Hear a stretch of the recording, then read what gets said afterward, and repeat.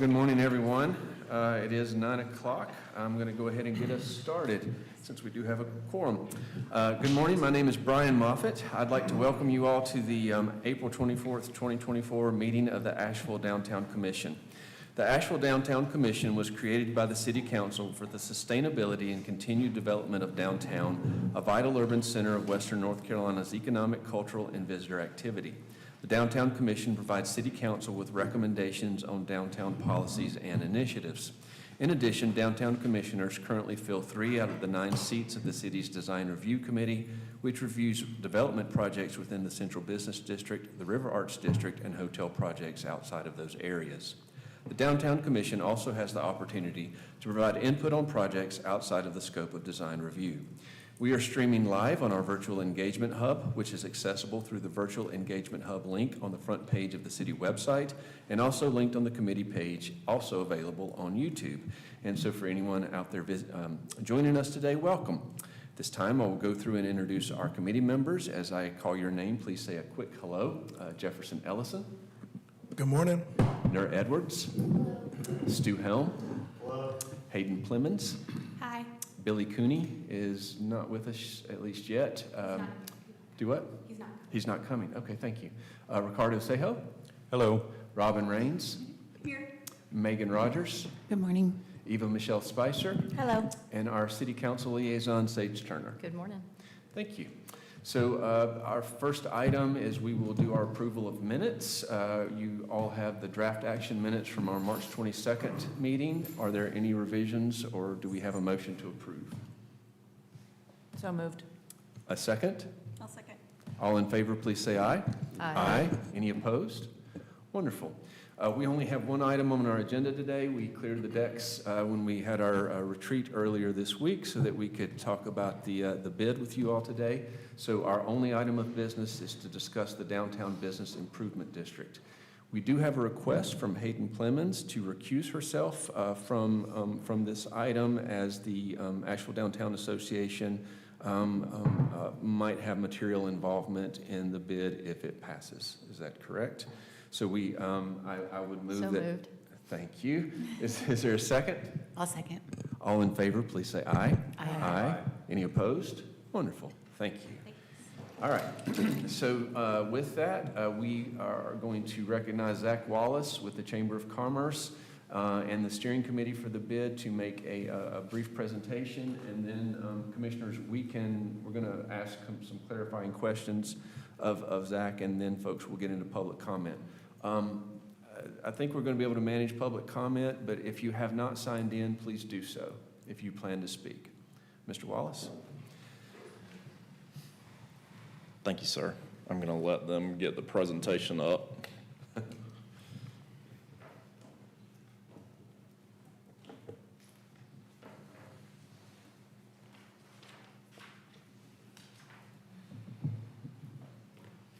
Thank you, Dana. Again, Zach Wallace with the Asheville Chamber. We've been in front of you, I think, twice at this point. I'm going to just real quickly give you the bid basics again, and then just like we did during the public hearing on Tuesday night at City Council, we're going to show you some of the proposed changes that we've made based on feedback from council at their informational session and from the public. Again, real quickly, I think you all know what a bid is, but this is a financing mechanism to bring additional resources to a community, in this case, looking at downtown Asheville. Common bid services, and in this case, looking at enhanced safety and hospitality, enhanced cleaning. I'm going to get to the changes. I think that's the most important piece for you all. All right. So we had a request from council, specifically Councilmember Mosley, that we remove the north side of Hildebrand Street. If you're looking at the map, we are on the top right corner. There were 4 residences and a church that were included, and then the south side of Hildebrand had not been included. And so in the revised map, those parcels had been removed. The final map is due to the tax assessor next Tuesday on the 30th. So if council does go forward with creating a bid, the tax assessor's office is prepared to levy that assessment. On the board structure, we've made a few different changes. We've added a 15th seat. We were at 14 seats, which, as was pointed out, is an even number. That 15th seat, the recommendation is that we'd be adding a representative from the community council. In the proposal that you've all seen, the community council is a partnership roundtable, another group of folks who, are representing nonprofits, business associations, community groups in the proposed district. And they're, a body that can share information with the board, could share information with council, could share information with the management entity. And so we thought it was important that they put forward a nomination. For the slate, it's important to remember that under this proposal, the slate would go to council for ultimate approval. So the community council would not be saying, this is the person on the board. They would be saying, this is the person that we are proposing to be a part of the slate. Alongside geographic sector, industry sector, racial, gender, diversity criteria when thinking about nominations, we've tried to make it explicit that residency would be a part of that consideration as we build a slate for a board. We heard from council a desire to have an ex officio city council member on the board, and so we've done that. We also heard a request to take the TDA ex officio seat off, and we've done that and moved them to the community council. And then finally, on the commercial property owners, so you see 3 major, 2 large, 2 small, we have changed the tax values associated with those seats. You may remember that on the major property owners were defined as property owners over 4 million. And so we've reduced that to 1.5, changed large to 1.5 to 500K, and small 500K and under. So those are the changes that we've made. I think you all know, kind of where we are in the process. The public hearing was held Tuesday night at council. You all are taking a look at this today, and then votes are, tentatively scheduled for May and June at council.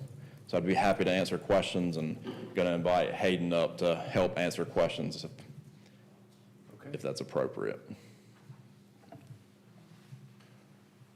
I mean, I can go first. All right, so very quickly, with the makeup of the bid board, I did have a question on, is there anything in the makeup of the bid board that, you said residency is a part of the nominations criteria, but often properties are owned by consortiums or LLCs, which would, how do we know that the bid board is not just going to be a bunch of different attorneys representing a bunch of different people? Yeah, I think that's why residency is a part of one of those criteria. In my mind, this would mean if there is a property owned by, an LLC, that they would use their local representative as their board member, that they would not be sending council to act on their behalf. Okay. So in theory, if they didn't have a local resident, they simply could not participate. I would say that we're saying that this is part of the criteria, not something that's going to, it's a piece that should be thought about when you're building the slate. That then goes to council for ultimate approval or disapproval. And again, council is the one who approves and votes on the bid board itself in a rotating manner. Yes, sir. If I remember the proposal correctly. So with each rotate off, does council vote on a new person? They would. Okay. Yes, ma'am. Yeah, in its first iteration, we would put forward a slate. The proposal has the board creating a nominating committee that would then put forward new nominees for council's approval. But, so clarifying from the council meeting, isn't it true that that doesn't have to happen? Like, that council could decide not to have a board or to not take recommendations from a nominating committee? That's true. All of this is a proposal that we've brought forward. And is it also true that the council could adopt the bid and not take all of your proposal? Or do they have to take your proposal to adopt the bid? Oh, yeah. I think, this is a piece that hasn't been as clear as it should be. You know, we're not an applicant, we're not a petitioner, like in a formal sense. Like, we're just a group that has brought forward a proposal and is trying to work with council to, you know, create this. So council could say there's gonna be this new code, this new tax, and this new budget, and all of your recommendations can become irrelevant and the tax still go through. Yeah, I mean, at that point, I think that there are things that we believe in this proposal are really important for it to be successful.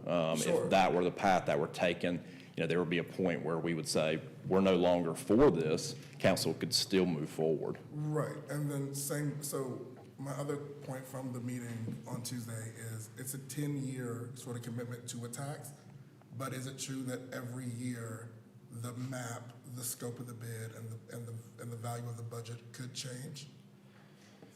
So the board would bring its report for the year, it would, you know, bring its slate forward again. It could ask for council to look at the assessment. You know, if property values have gone up, you could ask for the assessment to be lowered, so that you stay with the same budget but lower the assessment. You know, the council has the ultimate financial authority over this. And the scope, because the way the city attorney said it on Tuesday, he said council has the power to manipulate this bid every fiscal year. And I just want to make sure for the public comment, we're making sure that this recommendation, all of this information can change, basically every year based on how council sees fit.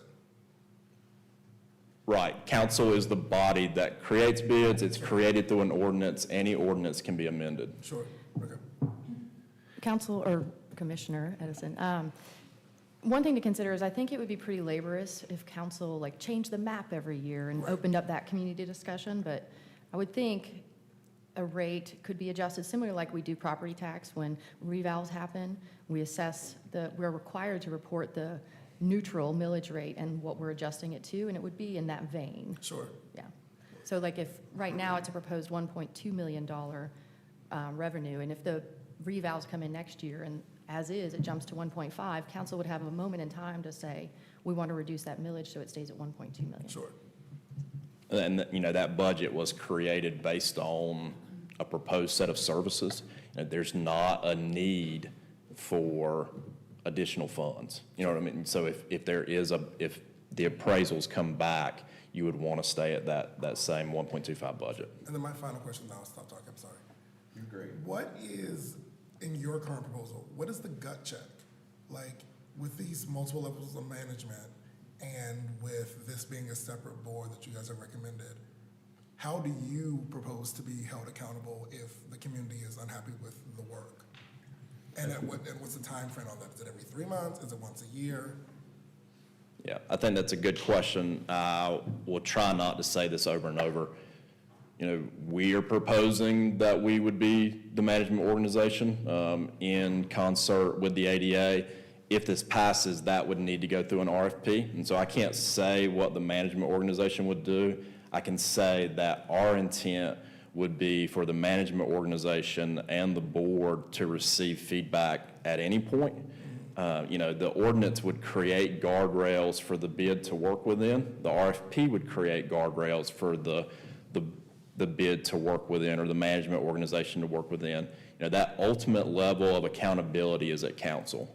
If the bid is going outside of those guardrails, that's the place, you know, that final step that the community has a place that they can go that says they're not fulfilling the contract that you gave them, or they're outside of the ordinance that you created. Sure. Thank you. And Zach, I feel like you would probably speak to transparency. So just speaking to transparency, you know. If you could, ma'am, could you please state your name? Sure. I'm Hayden Flemons, the Asheville Downtown Association. Like Zach said, there is no guarantee that our two organizations would be selected as the management for this organization. But in my experience, having managed a business improvement district in the past, there are a lot of opportunities for transparency, open meetings, available minutes on the website, a yearly check-in at council with an annual report. There's also a lot of technology that could create a dashboard that could evaluate shift reports and track data to understand what escalation looks like. If an ambassador connects someone to services, are they connecting them to, how often are they connecting them to police officers? How often are they connecting them to social services? And we could track that via a dashboard and maybe even a monthly report. There's a lot of technology out there that can help with transparency along the way. In your opinion, should that kind of transparency be written into the ordinance or be part of the RFP? I think it would probably land in the RFP. And these are the kind of things, like if y'all are going to make a recommendation today, it could be these kinds of things. And with the RFP, please consider adding these criteria. So, okay. In the bid, though, it is already, as part of the ordinance, going to comply with the sunshine laws of the state of North Carolina for transparency. Is that correct? Our understanding is that any board that is approved by council is under those laws. Thank you. Okay. I have a question. Yes, please. So you mentioned that and Jefferson mentioned that the council does not have to create a board. They could say, we want this tax and we want to be the board. Are there other examples of that working? And in a city like ours where there's so much mistrust between the business community and council at the moment, I see this as a great tool to bridge that gap, to rebuild that trust. As Councilwoman Ullman said on Tuesday night, we have to have that trust or the whole thing falls apart. Are there examples of a council in North Carolina saying, we want to tax it and we're going to be the board?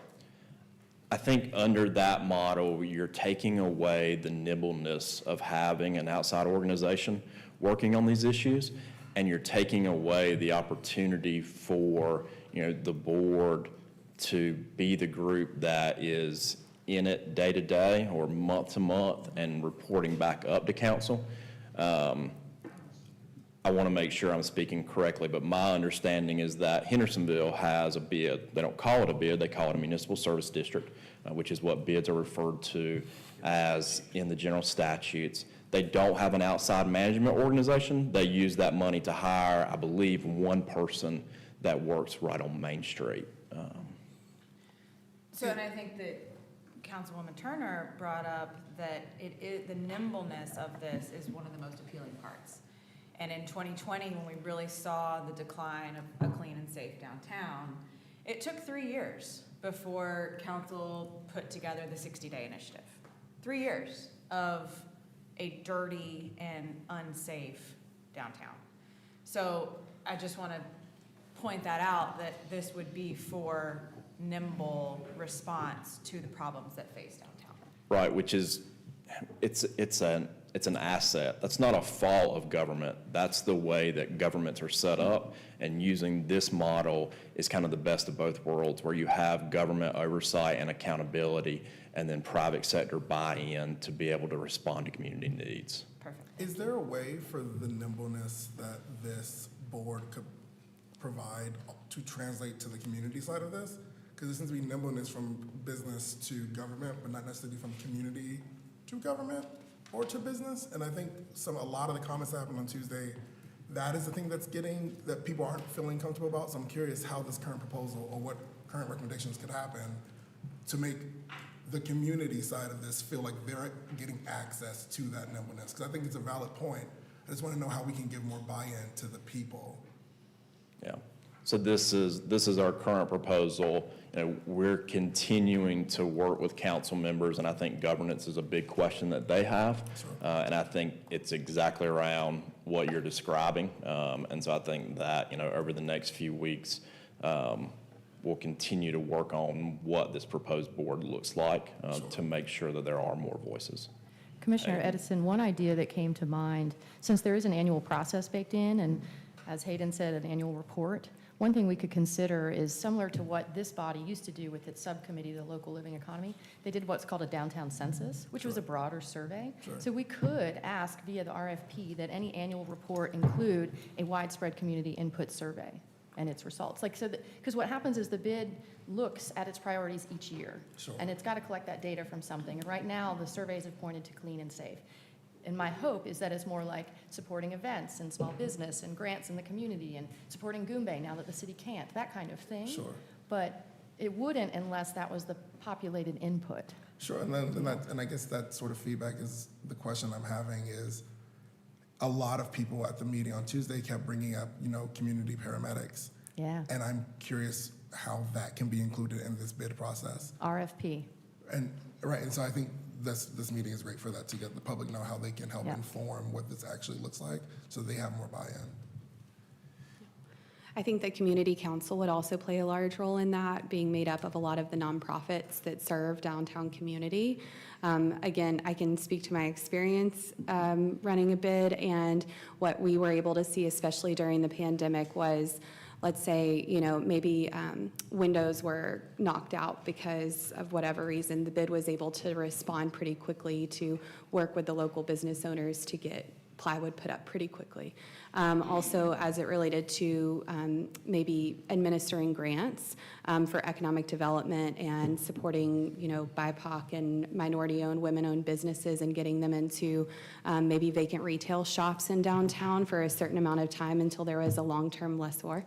So there's a lot of different ways that, once a bid has kind of established itself in the clean and safe area, that they can engage with the community and build those relationships to amplify voices.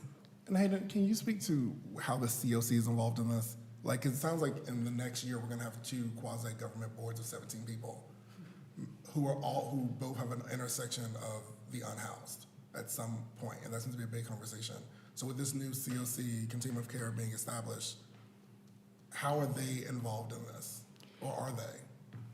I think that it should go both ways. Sure. Someone from the Business Improvement District, I already participate in the COC, so, and you guys do too. So I think having them involved either on the community council, although some of the folks who serve on the board and participate in the COC will be on the community council, I think it'll be really important that the whole point is to get all the services right in one place and understand who does what, and I think the bid will just kind of fall in line with that idea. Well, so this is one of the places I'm just honestly a little confused. So there's the ordinance, and then there's this RFP.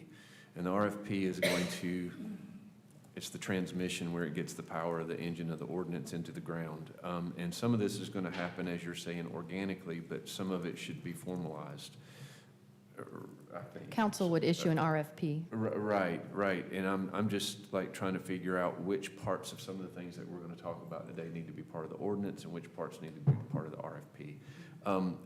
Very quickly, in the general statute, for those of you listening at home, it's North Carolina General Statute 160A, Article 23. That's the actual statute under which this would be organized. It's the statute that gives the city of Asheville the ability to set this up. And it talks about things for downtown revitalization, improvements talks about infrastructure, water mains, construction of pedestrian malls, obviously not, bicycle paths, okay. Public buildings, improvements to relieve traffic congestion, improvements to reduce the incidence of crime, provide city services or functions in addition to or to a greater extent than those provided or maintained for the entire city. So a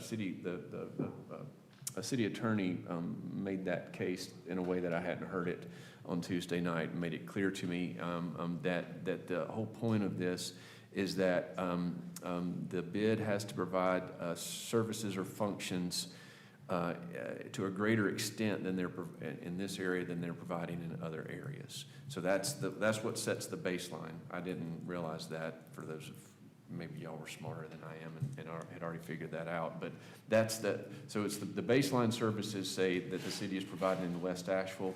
The bid has to do over and above that. Is the way I understand it. And that currently the way it's organized and proposed to council, it's only for cleaning and public safety. It's not really addressing any of these other things that it can. Would we, if, for instance, this body was like, hey, I want a pedestrian streetscape plan, and I want improvements to the pedestrian streetscape. That's not currently part of the ordinance. Would that ordinance have to be amended for the bid that we're talking about to do that? Or, am I making any sense? In other words, there's some really fun stuff that I'm way more interested in to an extent, in this statute that I haven't really heard y'all talk about. Right. We have focused on cleanliness and safety. The city attorney's office will be writing the ordinance. You know, what we've done is the operational or the report that's needed as a part of that. And, you know, the ordinance Right. will be created from information in that and whatever else is needed. I believe that it would probably be written to say, under the general statutes, we have these powers for a municipal service district. We So can it would do include these. all these. I can't speak for the city attorney, can what the find out and let y'all ordinance know. would say. So the question is, if you wanted to move into those other areas, could you without amending the ordinance? That's my question. Thank Okay. you. I think that's a great question for Yeah. the city attorney.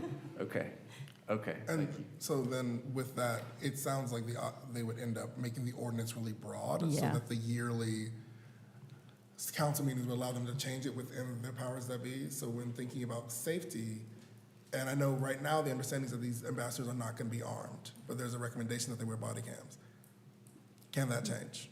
And how are we defining crime right now based on this current proposal? Yeah, so on the armed piece, for a private individual to take on, you know, the police Public power is a power. power of the municipality. The city of Asheville has the police power in our area.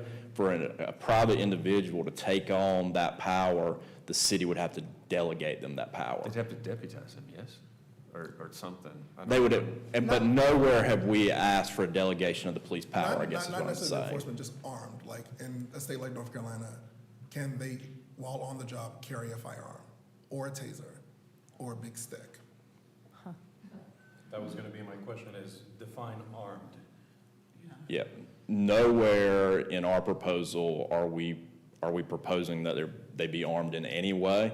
I'm not an expert Could on that change? private security law in North Carolina. They probably need to be licensed as a private security guard, all of those things. Could that change? Well, If and it was perhaps this is the ordinance? recommendation, y'all, part of your recommendation, that council look into the definitions of armed and consider Okay, disarming or something. okay.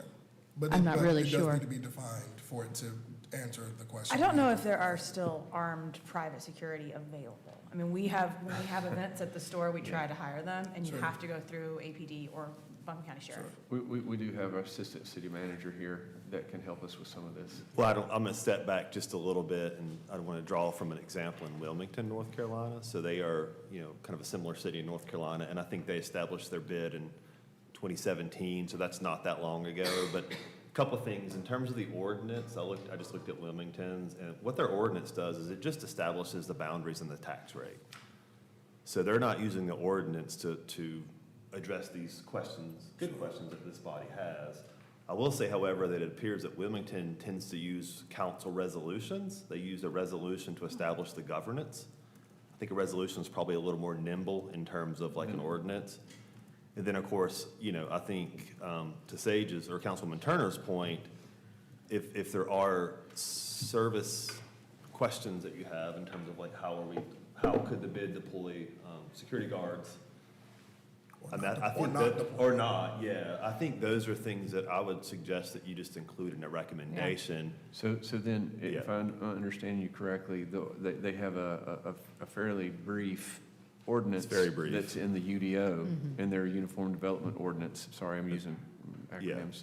In their ordinance, it's very brief, but then they have resolutions, whereas is on a updating annual basis, that would either be for the RFP or directly to the regulation of. And really the bid. governance, they seem to use a resolution to kind of like establish the governance. And I think that's a way of, you know, It's probably the still an commu- official, it's still an It's still official policy. official, but it's, you know, in terms, it doesn't bind future councils, and you could, if something about the governance is not meeting community Yeah, but to expectations. Jefferson's point, we might want to bind future councils and Well, make it a you little just- harder you to just change can't- some of you this just stuff. You can't bind future councils, but. So- I would understood, that but mean- make it more difficult. That means that if we went with this idea, we would be sort of, our opportunity to change things is based on the time of the contract. Yeah. So if there is Yes. an ordinance that's really broad, and then we're using resolutions in the RFP, to hold the contractors accountable, and we're not binding future councils. Therefore, if there's a 3-year contract, we can't really enforce anything until the contract has to be renewed with a new RFP. Correct. Correct, So we need yeah. so if we wanted more checks and balances, we would need a shorter window than the 5 year. Or more checks and balances built in, report backs at certain criteria, you know. Yeah, like there can be things in the contract that if the contractor's not performing, How they get fired. yeah, then we would be able to like cancel that contract, so to speak. So all that's got to be worked through, obviously, but I just want to, again, the ordinances tend to be tax rate and boundary. Then the RFP and like resolutions, for example, tend to handle governance, service delivery, things like that. Thank you. I want to be mindful of everybody's time. It's 9:30. I'd like for us to kind of wrap up our questions to Zach. I haven't said anything. Yeah, so go ahead. We got time. Yeah, I'm just saying, let's go ahead and finish our questions with Zach, and then we can get to public comments. If anyone else has questions to the chamber. Watching the council the other night, there were just a few comments, public comments that were made that I thought were thoughtful, and this is focusing on clean and safe. And as we're seeing, the city is getting cleaner, so that's happening. It's not to a standard that everybody's pleased with, but that is happening. One of the reasons it wasn't happening, I feel like, is funds and city staffing, which is based on low salaries. And I feel like part of the reason that the city is less safe is also based on low salaries and staffing the police department. I don't think this fixes either of those problems, so those are still continual problems that the city of Asheville will need to work towards. We need to be able to hire city employees, we need to be able to hire police, we need to be able to pay our fire department. Those are all important things. And I don't really buy the safe part of this. Okay. I don't know how an ambassador is going to make it safer. I don't buy that part. The clean part, sure, I think it's gonna be cleaner if we have extra people cleaning, but I don't really know what the ambassador is gonna do, except for call the police department. Yeah, It's can- understaffed. Can I say something about that? Yeah, Okay, please. so in my- Speaking in the microphone, please. Thank you. In my mind, the ambassador would kind of be the missing piece of like a collaborative approach. So we have community responders, we have community paramedics, we have EMS, we have police department, sheriff's department, but a lot of people don't know who to call, how to reach them. So in my mind, the ambassador would be used to triage the situation, and then they're not getting pulled into responding to the situation, and so they remain on the street. Where like community paramedics are too busy to be able to patrol and do their jobs. So an ambassador would be trained, hopefully, this is my idea, by all of these departments to be like, well, if someone's, being stabbed, we need to call the police. If someone is having a mental health crisis, we need to call these people. If someone's loitering and the business owner doesn't feel safe to ask them to move along, then we call the community responders. So that is where SAFE comes in. And then hopefully, once these programs are all running and we have clearly defined roles, maybe the ambassadors go away. Maybe they stay and they fill another role. That was my experience in Denver. So we, exactly what Nurse said, as a connector to the resources. Some other things are like, we've heard from business owners in downtown that they're not reporting crimes because it takes so long to fill out the report. And so an ambassador might be able to be called to help fill out the report for a business owner, and that takes a little bit of pressure off both the business owner and the police. If somebody's not gonna take the time to call the police, why are they gonna take the time to call an ambassador? Well, I think response times are kind of these folks are dedicated to downtown, and I think response times are kind of a key part of this across the board, so both for cleanliness and for safety. Maybe somebody wants to file a police report, but they're busy running their business. The ambassador can help walk them through the process, whereas the police officers don't necessarily have the time to take to do that because it's all online now, unfortunately, so that's kind of prohibitive for folks who don't use online like that. Also, I had someone come in my office the other day. They knew they parked in a parallel spot, and they knew they parked in front of a sign shop. And so we walked around downtown together to find their car. And luckily, they didn't call the police. That would have been something that maybe the police officers would have done. I asked them, how long, or where are you visiting from? And she was like, I've lived here for 20 years, and couldn't find her car. So I think an ambassador could really fill a role like that without having to call the police to help somebody find their car. There are a lot of different things that we could do to take pressure off the police, to give them more opportunity to serve in the way addressing crime and what they really should be working on. Right, but I mean, people stop me and ask me where such and such street is, and I tell them, I don't know that we need a paid individual to do that. That seems. Others just might feel more comfortable approaching someone that has on a uniform, not a uniform, but like a polo or something that says, ask me anything, or, you know, whatever way we designate those folks, they are typically pretty friendly people, and others might feel more comfortable going to them. I have 2 comments on this point. Number one, if this passes, then I think we need to build something into the RFP. Like, how do we know where the training for these people comes from? How are they able to discern between a mental health crisis or a, ongoing crime? What is a crime? What is actually legal, not legal? So where is that training going to come from? And how is that assured in the RFP and, moving forward?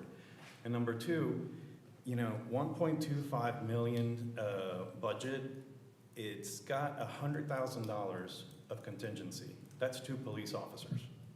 So yeah, the ambassadors are, doing the work or relieving the police department. But if the police department is bigger and stronger, then does it really need relief? These are all, yeah, thank you. Do you want to respond to that? On the training, again, I think it's important for us to say we don't know who the management organization is, Sure. and that the RFP is the correct place to do that. And then, on funding other city services, I would just say, we're not talking about taking dollars out of the current general fund. That's true. This is a new fund to fund And new it can't be. service, enhanced services. It's not allowed to replace existing services. It can exactly. build upon. By statute. But our city contract for cleaning the streets will not dissolve into the bid taking care of it and freeing up our funds. We will still, as a city, commit to that process. And that's why the document of baseline services had to be created. Right, no, and I'm not suggesting that it would, remove police officers. I'm suggesting that if you're willing to impose the tax, then you get the 100,000. You're imposing a tax for 1.25 million. And just in that, there's $100,000 contingency, right? That is 2 police officers. I mean, Chief Lamb stood here a couple of months ago, told us exactly that. So if there's 2 police officers baked into that contingency alone, how many other first responders and public servants are there baked into the 1.25 million? This That's- reminds me of when we had the downtown unit, because they were specially trained differently than the rest of APD. They wore different Right. jerseys, they had different tools, they were on bicycles, and perhaps that's something that could be layered in as well. At council, we talked about this with the community responders, saying that via the RFP, we could say that we're looking to bolster this program and grow it, and that would be a request of the applicant or respondent. So it could be the same, I imagine, for that level of security if needed. Are y'all ready to jump into? I have so 2 things I Go just need ahead. to clarify before we jump to public comment. One is a question of the chamber and I guess the ADA if they're co-applying to this.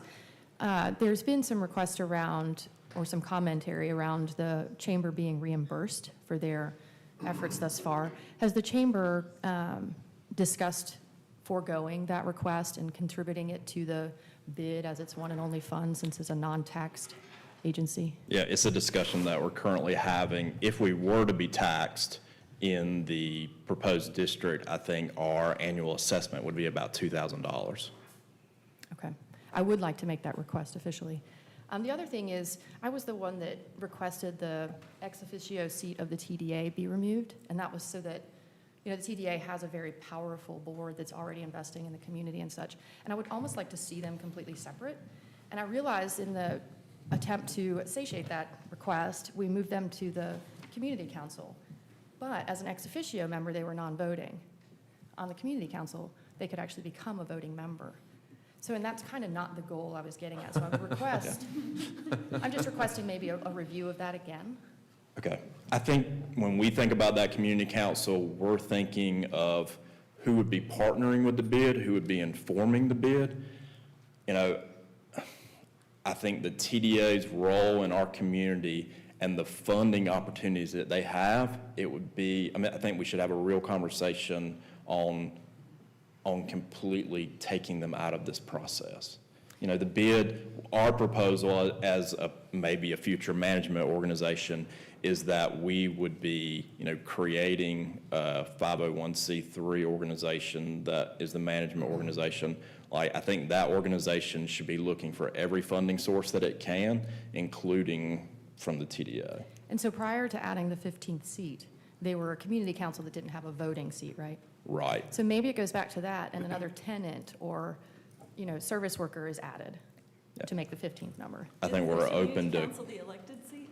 Community council, so we had 14, and I was concerned about even number. Right. So the update was to add a 15th seat as a voting member of the community council. Prior to that, community council was just advisory. But isn't there an elected seat?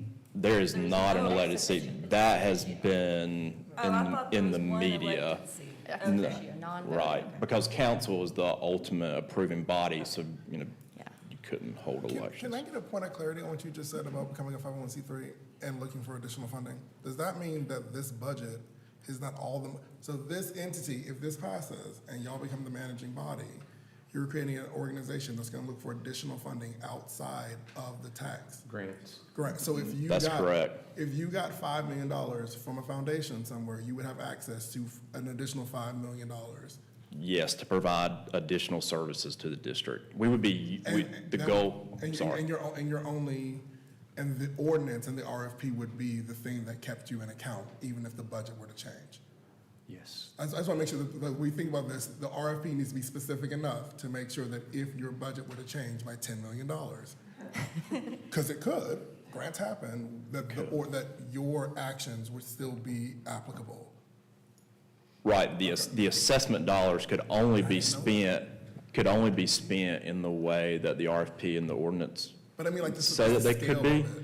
Those additional dollars, May not be under the purview of the budget, or, that's an Well, it interesting would- question. I'm saying they would be an added benefit that you're using the assessment dollars in a way that government can't to bring in even more dollars for things for the community. Because one of the things that, construction of public buildings, restrooms, visitor centers, tourism facilities is in the statute. You could get a grant or a funding to do that. I'd love to give an example. As you guys know, I am really passionate about reopening the restrooms at 29 Haywood. Thank you. And I think that this is a place where the bid could play a really large role. So potentially the bid could help out. This is an example of something that I've had in mind. So potentially the bid could help with the cleaning and maintenance of the restrooms at 29 Haywood, but it's going to cost a lot to get that reopened, just the startup cost of it. I don't think that would be, that might come out of a contingency fund from the bid, but it could also be a partnership grant with Dogwood Health Trust to reopen that bathroom, get some public art in there where people feel comfortable coming through that corridor, and then the bid can manage the services of maintaining and cleaning it. That's just one example. I think that likely if there were any additional dollars, they would probably be earmarked for a certain project. If we applied for TPDF funds with the Explore Asheville, obviously it would be, that would be for a certain project. And I think that's typically how we've seen that happen. So like a capital improvement project. Exactly. So we're going to have a chance to continue our discussion after public comment. So I'd like you to reserve the balance of your comments and discussion for that time. At this time, thank you very much. We will open up public comment. I want to make sure that everyone knows, if you plan on speaking, we would ask you to go ahead and sign in if you haven't already done so. Okay, thank you. I'm going to do my very best. We're going to try to keep everything to about 3 minutes per person, and we'll do I can't remember, what is it, 10 minutes if you have 3 folks, something like that. I would love help with timing since I'm not good at any of this. And so we've got a timer already? Okay, thank you. Scott Fowler is our first person for public comment. Good morning, And thank you. just please state your name. Sure, I'm Scott Fowler, and I represent some property owners in downtown Asheville and Asheville overall. We need this bid now. We can't wait. I hope you will endorse it. Downtown needs a partner, and the city can't focus just on downtown, but this bid would, especially with an independent board with limited city involvement. If we don't approve it this year, it'll come back next year, and we're going to be in a harder place. So we really need to approve it now. So I hope you'll endorse it and send it to council. Thank you. If everybody keeps it that short, this is going to be awesome. One more thing.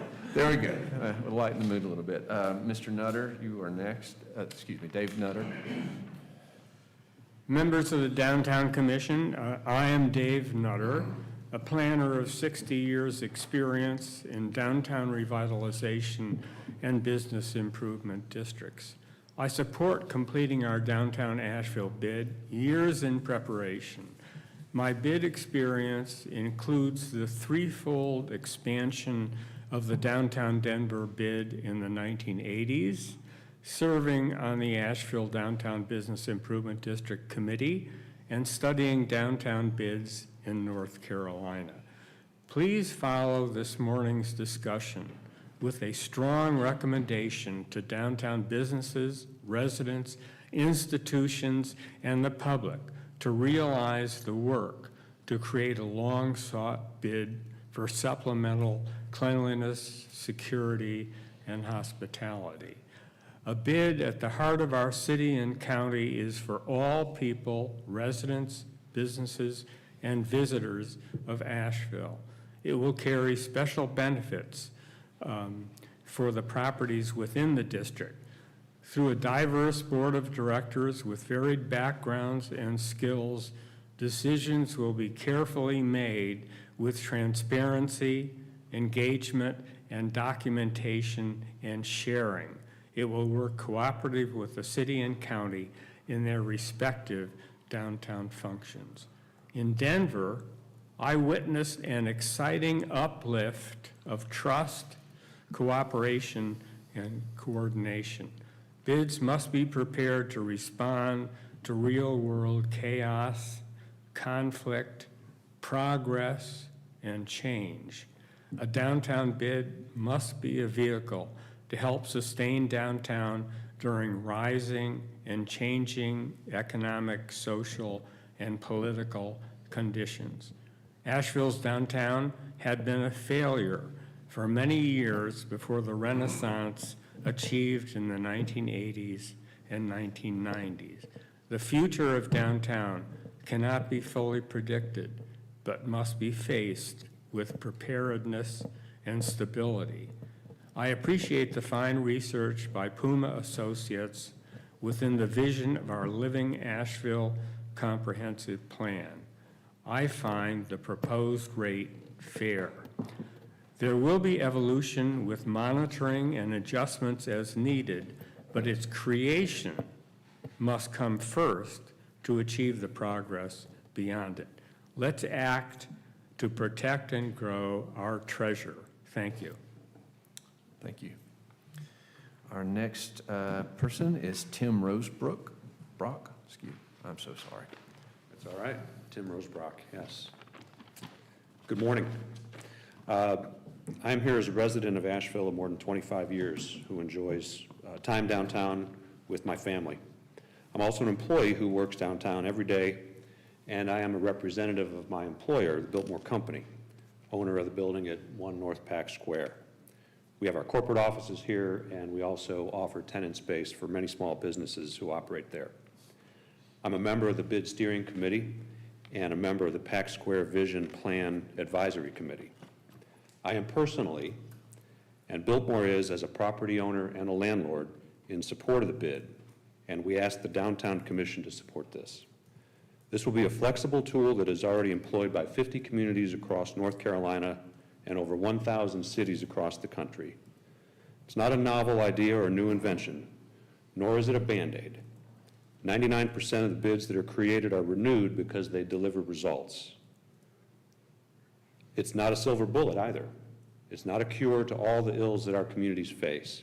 It's an important tool in a toolbox that we are missing right now to provide enhanced services above and beyond what the city can deliver. It's not disputed that the city resources are stretched thin. This important funding mechanism will be a reinvestment into a critical part of the economy for City of Asheville and Buncombe County, prioritizing these clean and safe initiatives at the start. The downtown business district generates an outsized proportion of property and sales tax revenues to fund our local governments and all the services provided.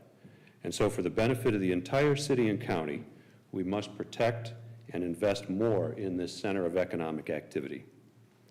As a potential payer of the assessment, Biltmore Company believes it's necessary to augment the city's services with a focus on clean and safe for the benefit of all employees who work downtown, especially those with late departures or early arrivals to their places of work. This will benefit the business owners who operate here, the residents who call downtown their home, as well as locals and visitors alike who support the wonderful shops and restaurants that make our town so special. As pointed out, the bid will also be an important mechanism to generate greater partnership between the downtown community and the city, which will benefit everyone. So please support the downtown and our region by recommending the establishment of the bid to our city council when it comes for vote. Thank you. Thank you. I like the note. Erica Walton Maid? Did I do that right? Pretty close. Pretty close. Well. Hi, my name is Erica Waltemaid, and I want to thank everyone for giving me the opportunity to speak today. I'm a resident here and frequent visitor and enjoyer of downtown Asheville. I happen to have worked in the business improvement district industry, or community benefit district industry, as some places call it, for over 6 years now. As a resident, I've been following this conversation for a while now, and I wanted to provide some additional context and counterpoints to the more powerful rhetoric I've been hearing, using scary words like surveillance and police state, ambassadors with guns, which I just have to laugh at, being in this industry. I can tell you from lived experience that the people in this diverse industry are a bunch of nerds who get excited to talk to you about the best brand of durable outdoor benches or the joys of seeing a family sitting on one of those benches. There are so many different models of how this can be run, and I don't just mean from the management plan, but at a basic level. It's about finding common ground and improving the quality of life for all who live and work and enjoy downtown, from all walks of life. Full disclosure, I also happen to consult for a small company called Next Street that has recently entered the field as a more nimble, personable, and community-oriented alternative to the larger national companies like Block by Block, who are vendors of bids. Next Street is a Black-owned business whose leaders recognize that the workforce in this industry are primarily composed of BIPOC men, and that their experience could be helpful in developing employees and promoting them from within. This is a steady job, but is not glamorous. Through experience in hiring and knowing who to look for by creating the right culture, the right training, these teams are loyal and motivated and truly beloved members of the communities that they serve. And I'm talking about the ambassadors.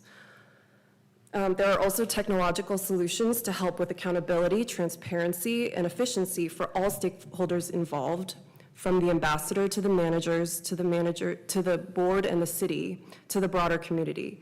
I say this not as a plug, but just to say there is a way to stay true to Asheville's amazing values while still improving the quality of life downtown for all. Finally, I just want to mention that the community I work for is not unlike Asheville. It's just more extreme, it's on a more extreme level in every way. When our organization was founded in 2020, we had anti-gentrification activists, business owners, city officials, you name it, in opposition. We happen to have an extremely diverse community that consists of the nation's first leather and LGBTQ cultural district, and is home to the world-famous Folsom Street Fair.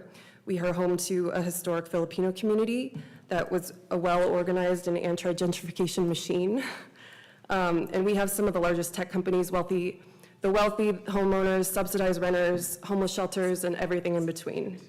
We work with everyone, listen to everyone as equals. Okay, Okay, sorry, that's sorry. time. Anyway, I support this. Thank you very much. Well, that's great. Thank you. So our next person is Nina Tovish. I see Miss Nina. Good morning, Commissioners. Thank you for the opportunity to address you this morning. I think there are a lot of complex questions around the formation of a bid here. There is first and foremost, however, a basic issue about the governmental power of taxation and who controls how that taxation is spent and for whose benefit. What we're talking about creating here is an entity that is controlled, according to the most recent formula, 3/5 majority of people with an ownership stake. However, that doesn't cover the indirect taxation for the other 6 members of the board who are supposed to represent all the folks who will be indirectly taxed through their rent increases.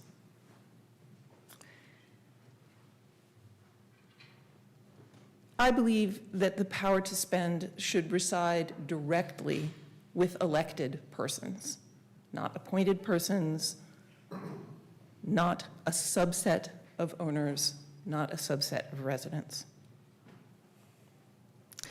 I would like to congratulate the proponents of the bid for their emphasis on 2 phrases, clean and safe and nimbleness. Who could be against cleanliness and safety and nimbleness?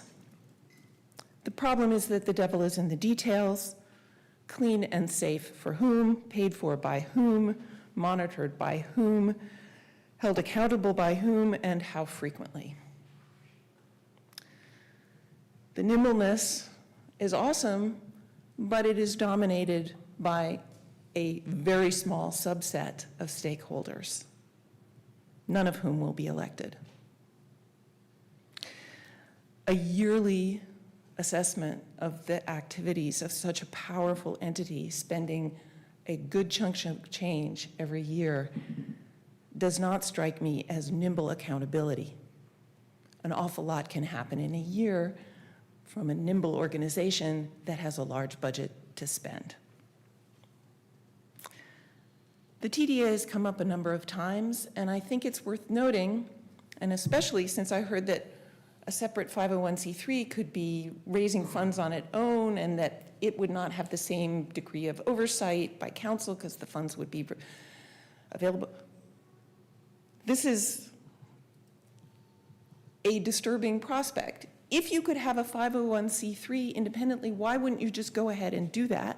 Raise voluntary donations from your community and from donors, get together as a business group, or sort of like a chamber of commerce, and hire some ambassadors and do this yourself.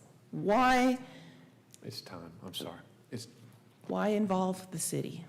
Thank you very much, though. Ms. Karen, you're next. Karen Ramshaw. I'm Karen Ramshaw. I work with public interest projects, and I believe a bid could be great for downtown, but not this bid. I don't know how many of you have read the details of the proposed bid plan. Few of the businesses or residents I've spoken with downtown have done so. They're busy, and they've relied on the carefully crafted synopsis and presentations from the Chamber and ADA. The devil, as Nina said, is in the details. One promise of a bid is that it only pays for enhanced services, yet baseline services for security from the city is established at 55% of 2020 figures. So we're already paying more for less, and now we're supposed to pay even more with no agreement that the city or county will increase services to a reasonable baseline. There's also no agreement or mechanism to increase services as downtown grows. The city and county alone plan to add hundreds of housing units downtown, stretching our inadequate services even further. The majority of services for our community's vulnerable populations are located downtown, but it isn't downtown's problem to solve. Social services is the county's responsibility.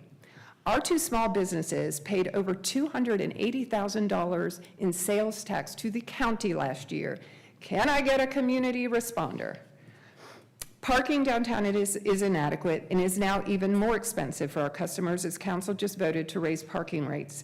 Living wage went up $2 an hour, and a number of downtown small businesses are really struggling. The county assessor stated valuations will go up, and they've gone up disproportionately in the CBD.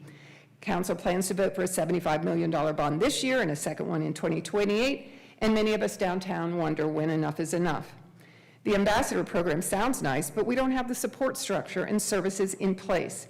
It's naive and potentially dangerous to put people in those jobs without adequate security and services ready to be available. I've been downtown for over 30 years and have a lot of experience dealing with problems and people in crisis. But sometimes you need a professional responder or a person with a badge who can be there in minutes. If a pleasant person in a polo shirt could solve our downtown issues, McKibben's employees would already have done it. We need our dedicated downtown community police force back. Finally, I would like to read from the proposed bid document describing one of the jobs of the new ambassadors. Continually circulating through the bid to provide high visibility and to address and/or report any activities deemed to be out of the ordinary. Reporting crimes, disturbances, or code violations to the police or code enforcement departments as appropriate. Proactively engaging with people in violation of pertinent ordinances or unacceptable public behavior. So who decides what is unacceptable or out of the ordinary? Why are businesses asked to pay for someone to report code violations on behalf of the city? And when did Keep Asheville Weird become Sanitize Asheville for suburban sensibilities? There is no good reason to push this bid through now, which ties us for 10 years. Both the city and county very much want even more investment from downtown, yet neither the city or county will be contributing to the bid despite having extensive property and large staffs in our CBD. It's time, I'm sorry. That's okay. Thank you. I was listening to her, I didn't hear it. Okay, Grace Barron. Before I go, can I just check in, are you all going in the order of the sign up? I think so, 'Cause I, unless I can't read. because I think you skipped. Did I skip some? You skipped this person. She said, Madison Jane said nope on providing public comment. Oh, I think that was like on the position for the. Oh, I'm sorry. Is that correct? 'Cause they Yeah, gave us- I'll drop back and get you, Miss Madison. I'm so. No, I thought I actually really enjoyed the nope on public comment. I'm like, I'm with you. I didn't want to say At anything the either. city council meeting, they made everybody state their positions in order. I to see. have My sincere apologies. If you don't mind going ahead, Miss Grace, and I'll drop back and get Miss Madison very next. Okay. Thank you. Good morning. I'm here to speak out in opposition to the Business Improvement District. The public didn't ask for this, and you're doing this in a process that's really swift and inaccessible for public engagement. I'd like to just pause to point out that it's 9 a.m. on a Friday morning, and if we look at what happened at the City Council meeting on Tuesday, there was triple the opposition to the bid than there is here today. So this meeting is most accessible to folks with flexible work schedules and economic privilege. There has not been adequate time to educate the community about this proposal or involve them in the process. And at a minimum, I think it's appropriate to pause to get that community input, even though I don't think there's really a world in which I'll ever be convinced of this.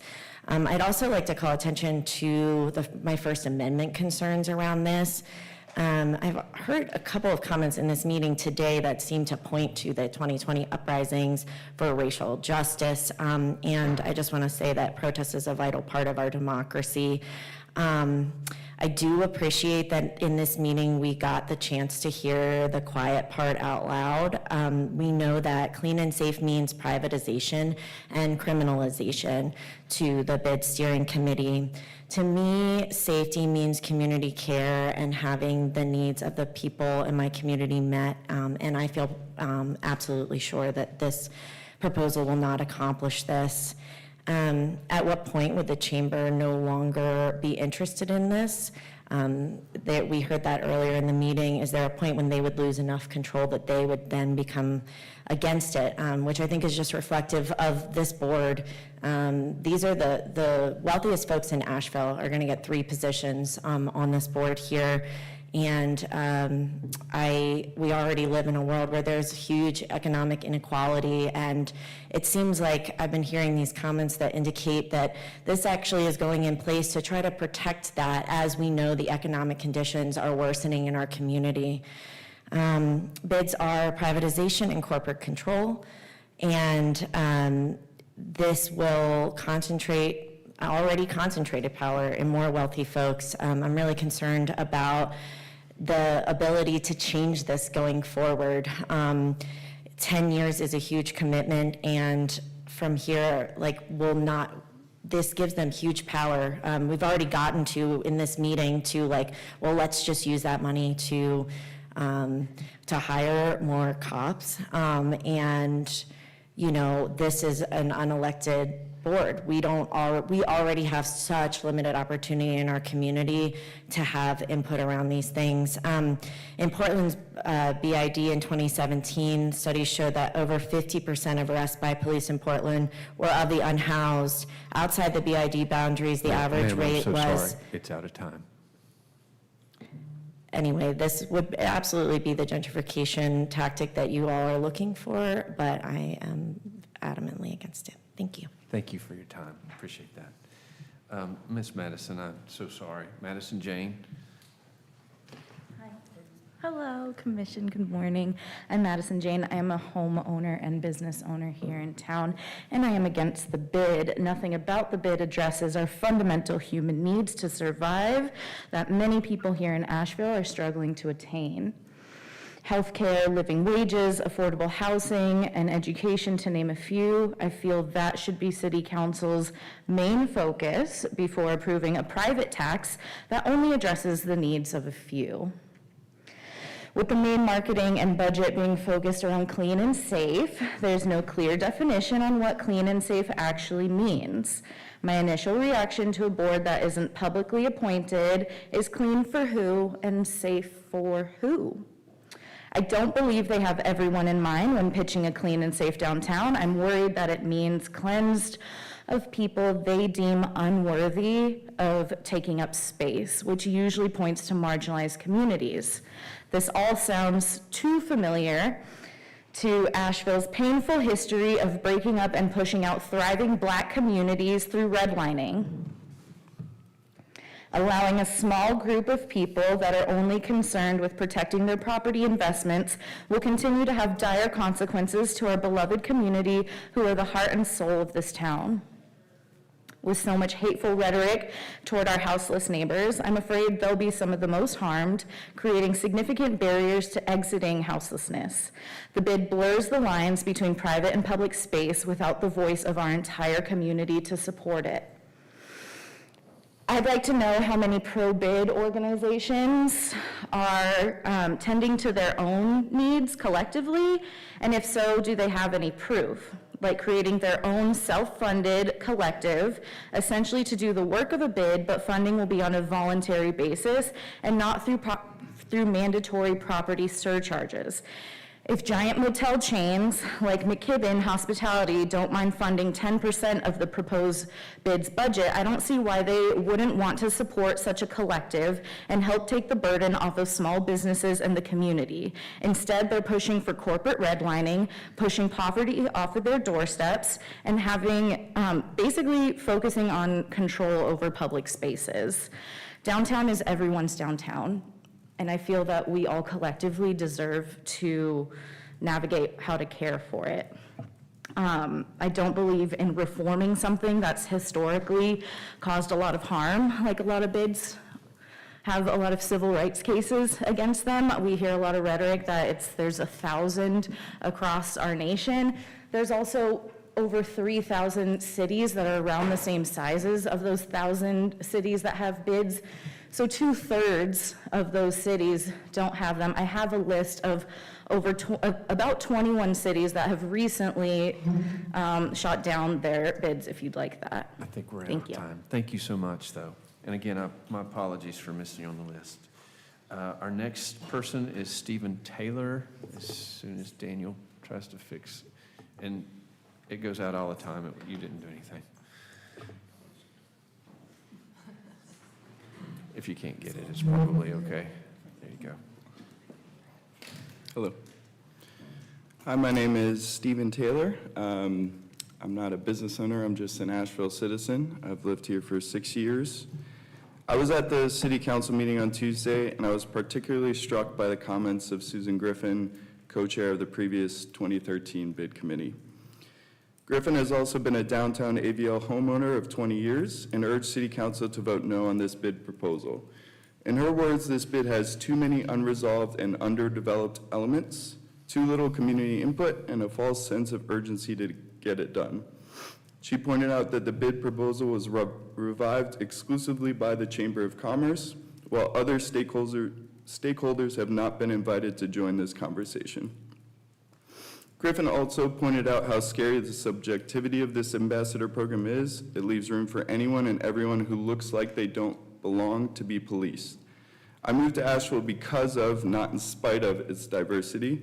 Asheville's weird character has been defined by people who look different.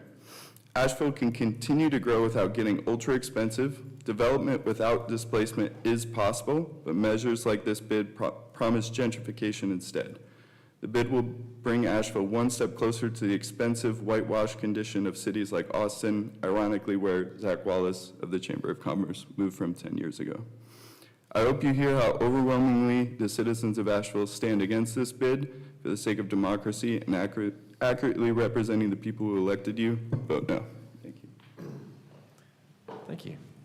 Let me see if I can do it. Gab Banfiglio? Banfiglio, yes. Ah, It's a hard one.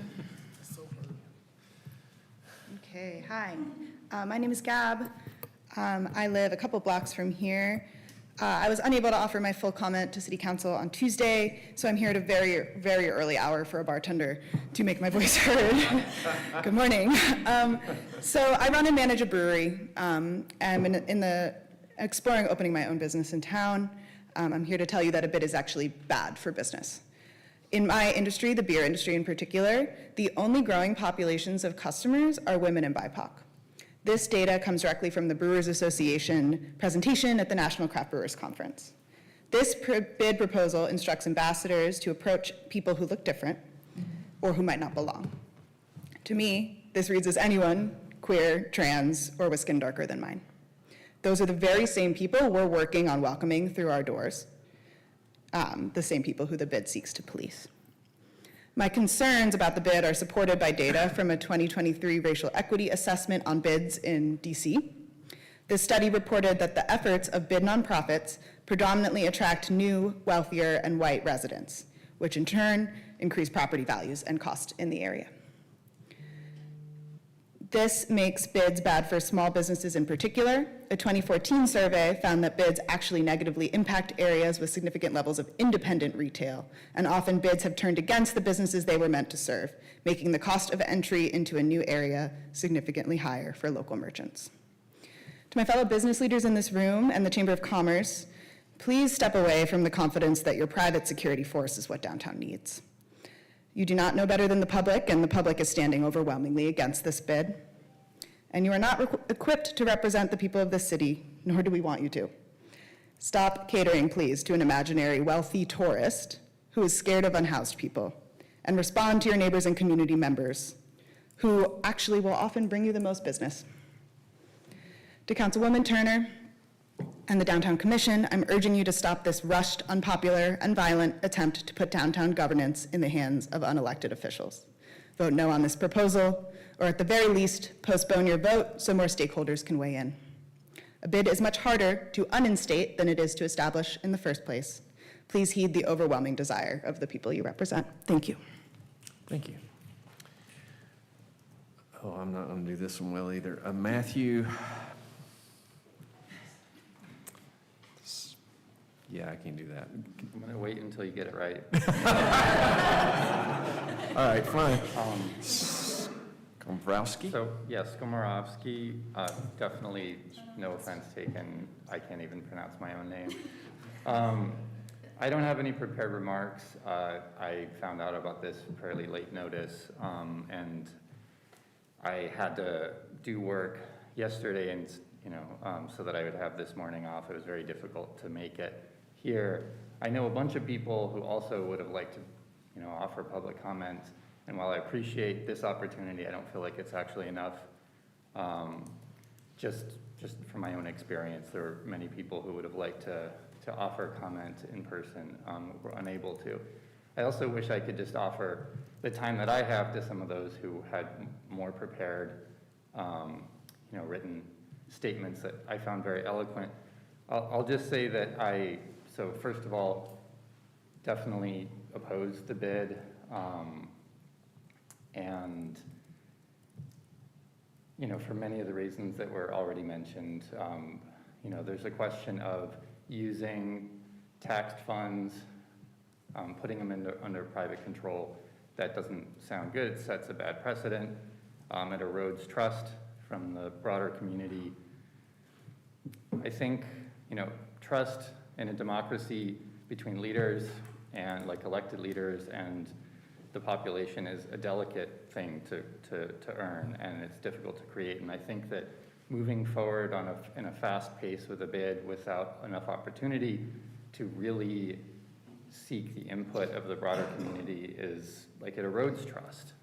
It's like hearing about the fast timeline, and sort of the structure of it, and who has been given a voice, and who's on the steering committee, and it's coming from the chamber, and so little opportunity for the broader, just the opinion of the broader public has not been sought, in ways that are actually able to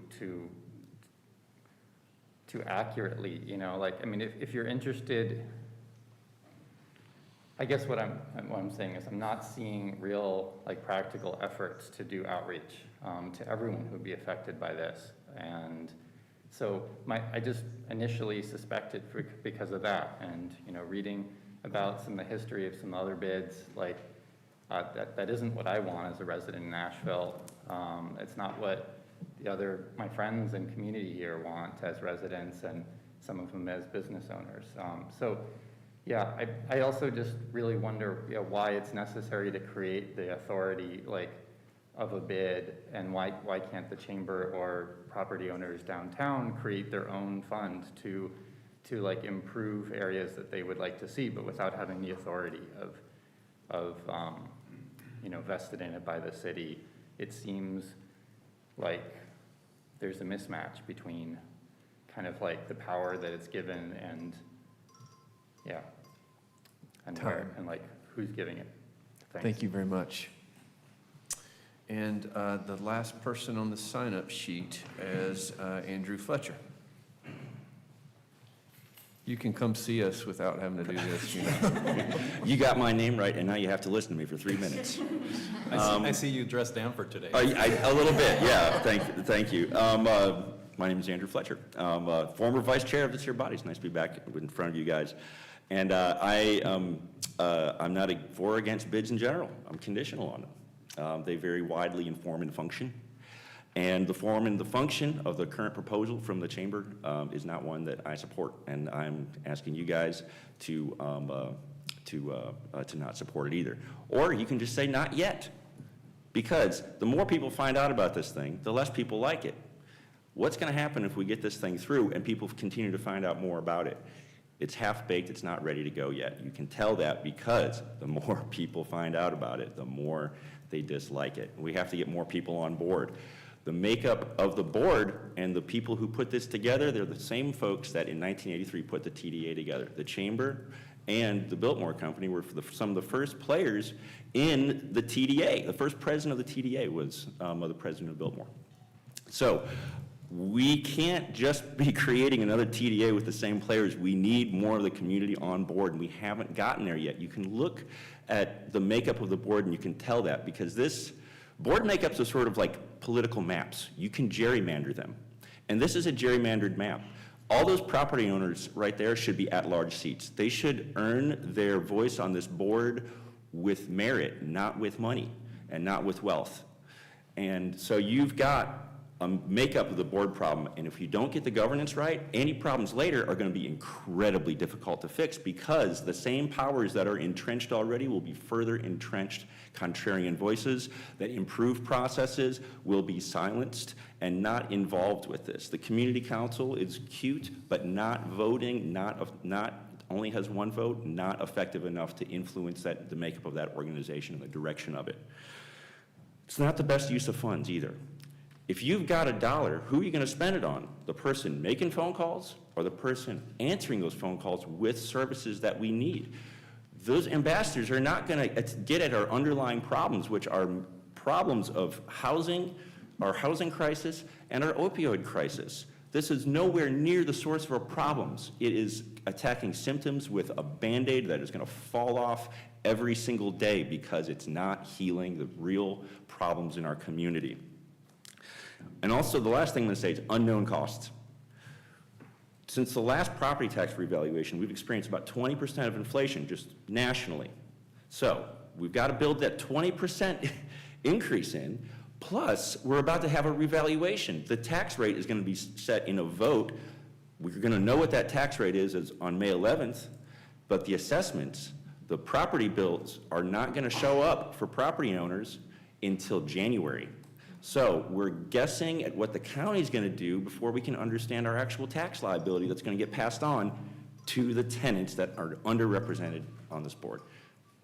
Just wait till next year. Thank you, Andrew. Okay, that is all I've got on the sign-up sheet. I promise, 12 folks, 12 signs. Are there any additional people that would like to make public comment that have not signed up? Okay, and we did receive one a public comment prior to the meeting, but it was from Mr. Nutter, and I believe you read the same thing that I had. So that is entered into the record. So at this time, I will close public comment, and we can start our discussion.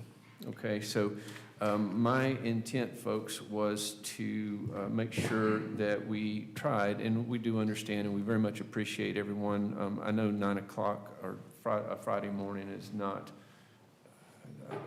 it's just not convenient for 99% of the people.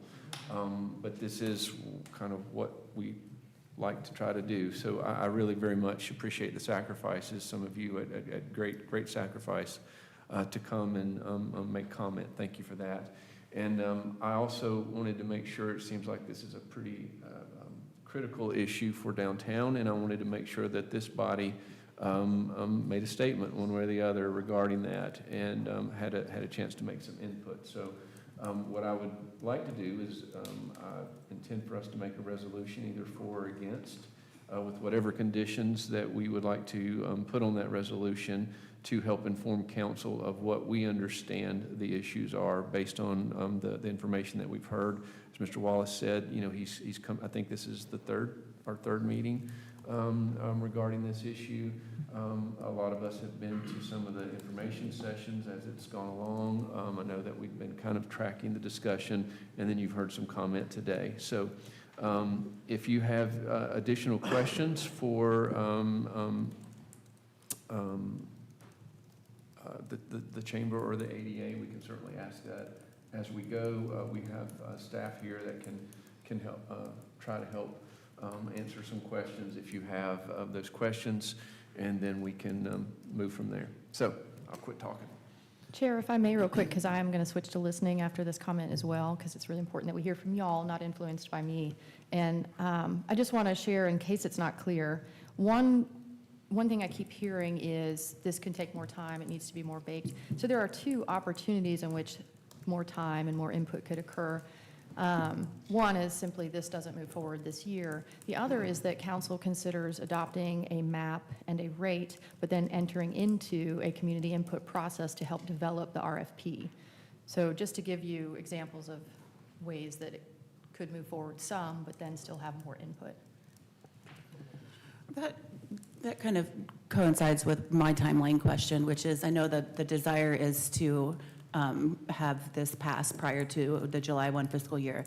Does the tax immediately become assessed on July 1?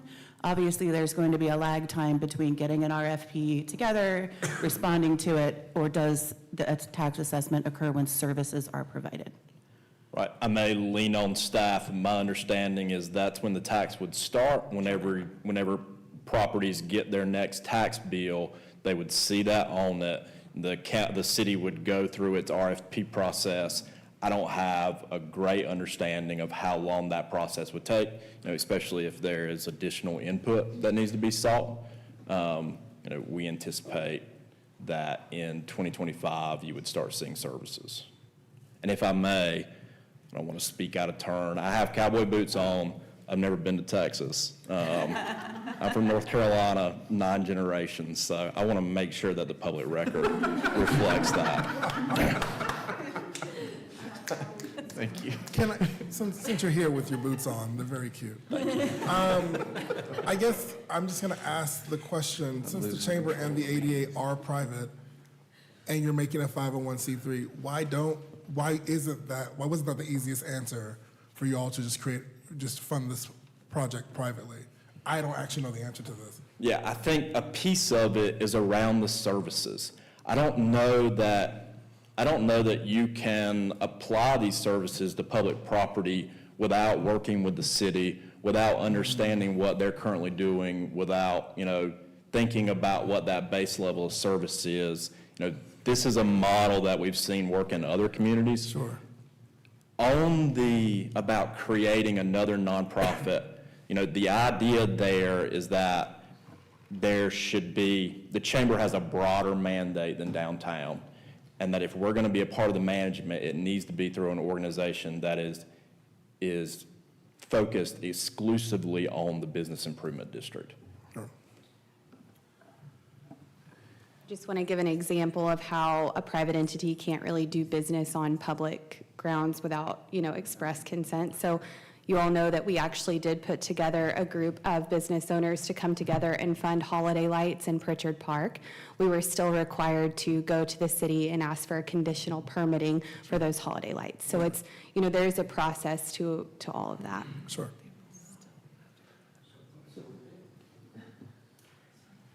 I have a question about the board again, sorry. Is this intended to be a paid board? No, ma'am. No, it's not? Okay. And I still have, I still feel like the board is not balanced because I feel like the property owners are gonna defer their tax raise to their tenants. So I'm not comfortable with the makeup of the board. I am one of those tenants. We do not own our building. Our landlord will 1,000% pass that off. He does not live here.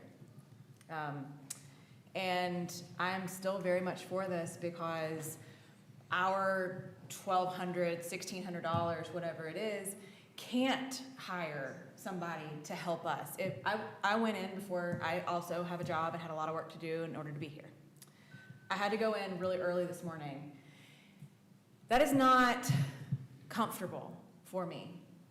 When I have in the past called dispatch, I have been told, well, how big are you and how big is the person sleeping there? That is not okay.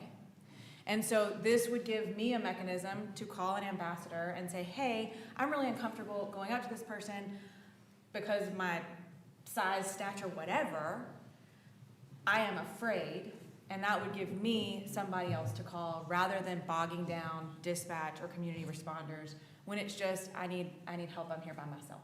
If I'm working late in order to be here or at another board or something that I serve on, somebody to walk me to my car in a parking garage, I think would be a really great tool for downtown employees to have. So I originally was opposed to this because I'm like, why do we need more taxes? We pay our fair share. But the city is not providing the services that keep us clean and safe in our downtown businesses. To answer that tenant question. Zach, can you speak on the ADA? And I'm also a renter of my business, and I rent downtown, so all of my money is going out to a bid if it gets approved. But can you respond to this idea that this whole concept is rich people deciding they want to have more power over public spaces? Because it seems like what was sort of mentioned at city council was that we're not in a position to turn away help. And it seems like one of the reasons this is moving fast is because the people who are gonna pay the tax are happy to pay the tax. But if this is about community concern, like, I'm just trying to figure out how is this not just rich people getting access to more bodies? The board being a major question, I'll just say again, that's something that we're working through with council. I don't know that this is where we will end up. Right. And so I think it's important to start there. And then, we've heard from, and Hayden knows better on the numbers, the number of public events that we held asking people to come in and give input. And I think that while it was definitely not the entire city, it was definitely not the entire folks who are in the proposed district, we feel like we heard from a diverse set of folks. We've spoken to anyone and everyone who wanted to speak to us, went to their groups, tried to incorporate their feedback. We think that this is good for the entire community. But do you think the people who are agreeing to pay this tax would pay the tax if they did not have the power to enforce it or to oversee it? I don't think I can speak for any of the assessment, the Well, I'm folks who are saying, going to and I pay. think as the commission, that's sort of a question that a lot of people are asking. If the people, it seems like they're sort of buying their way onto a board. And so if the people who are paying the taxes, they want the service, would they still be happy to have the service if they could not sit on the board that oversaw the service? I think it's a question that we need to consider when we're thinking about what our recommendation is going to be. And then I would just say that control sits ultimately with council. So there is a level of input and work that the board would be doing, but that ultimate control is still at council. And it's your position that the chamber is not for a bid if there is not a board and the chamber is not reimbursed? No, that's not my position. Okay. I think that if it did not have a board, if it did not have a board, if it did not have an outside management entity, that it wouldn't be the bid that we're talking about. Sure. It wouldn't be the nimble, responsive tool that we think is appropriate. Sure. Everything else, we're continuing to have discussions with council members. We're continuing to hear from community members. Zach, would it be possible and appropriate for property owners to be able to, I know there are spaces for tenants on the board, but for property owners to be able to designate their tenants if they fall in that category? I think that's something that could be explored. This is not my decision, I guess, is what I'm trying to say. You're a representative of the chamber, you're not the chamber. Well, no, I'm taking it a step even further to say that where this goes is council's decision. Whether we support it or not would be a different question. I'm take a position. Yeah. There's nothing explicitly stating that with these property owners, or maybe we need to include that they could pass it down to a tenant. If that's the concern, that things are going, the taxes are being passed down to tenants. The tenant could fill one of these property owner positions if the property owner. And I think that's to the bigger point that we should be having. I appreciate Zach answering questions, but I'm really curious what my fellow commissioners think about. It feels like so much of this conversation is just yes or no. Why are we not negotiating? 100%. Why are we not saying, okay, fine, you want a board, but I need 3 or 4 of these seats to go to this, or if you want $700,000 for safety, $350 that needs to go I to agree, the because my paramedics. support hinges a lot on the specifics. You were saying, would these people want to pay taxes if they don't have power? Well, my tax is going to be a very, very small portion of this, but I would like to know what it's going for. Sure. Whether or not, because other property taxes are increasing, water's increasing, so why should we increase my burden if, downtown still feels underrepresented? And it's a point Andrew made, I've heard it made more. I'm not real interested in another TDA that takes tax money and then does whatever they want with it. Who knows? And we can't see it. We don't know. If you're on the TDA, hi, I'm sorry. But that's not what I don't want that. I want, we've talked about this when we've talked before, and you added that too. Meeting transparency, full communication transparency is kind of like, that's a non-negotiable.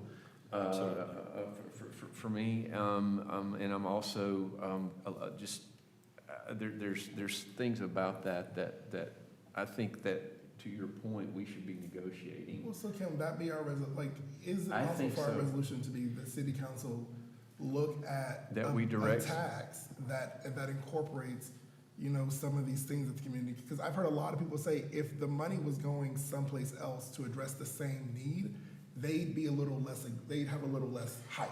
They may not support it, but they would not be so angry about this. Well, when I'm looking at the statute, I'm just looking at the statute sponsoring festivals and markets in the downtown area, promoting business investment in the downtown area, helping to coordinate public and private actions in the downtown area. That sounds There was okay. concern at council at the first presentation that a couple members of council wanted to put into the ordinance that the money never be used for marketing, which goes directly against statute. Well, that's a TVA concern too, because how they define. Yeah, I think How that was they the define intent, that it. it I wouldn't be the understand same that type. Or how council But defines it. is no one concerned about I'm so sorry that you're right here, but no one told me that they could raise extra money. That is a surprise. That is a concern to me, and so in this negotiation, Because are we giving them tax money so they can probably Well, pump to Well, create? if, Think how about- is that not just a private, respectfully, how is that not just a private organization that they said they didn't want to form in the first place? Well, because we can't, the bid can't then put Christmas lights in a park if it's a public space without public. So I think that is the reason for it. And We still with have to go the, through the permitting process. Commissioner Edison, and with the ability to adjust What's my that, last name, Sage? Commissioner Edison? Edison? Ellison, did I keep, I'm sorry, Ellison, Disrespectful, you're my friend. and I should know better. There's been a lot of that today, it's all right. I'm sorry, Ellison, Commissioner Ellison. I've gotten the last name I do right. know that, I apologize. With the annual ability to look at the tax, if we found that the nonprofit then brought in an additional $5 or $10 million and had this other stake, I imagine we would drop our millage rate to nil. Like, why would we continue? Unless it was a one-time grant thing or something. And I like can't that. speak for everybody, but I imagine that would be on the table. So that plugs into one of my questions. We just heard during the retreat that, we're, next year's budget isn't looking so great. So what happens, how does the bid budget get adjusted year to year as the fat cows and the lean cows come in and, come and go? How does that work?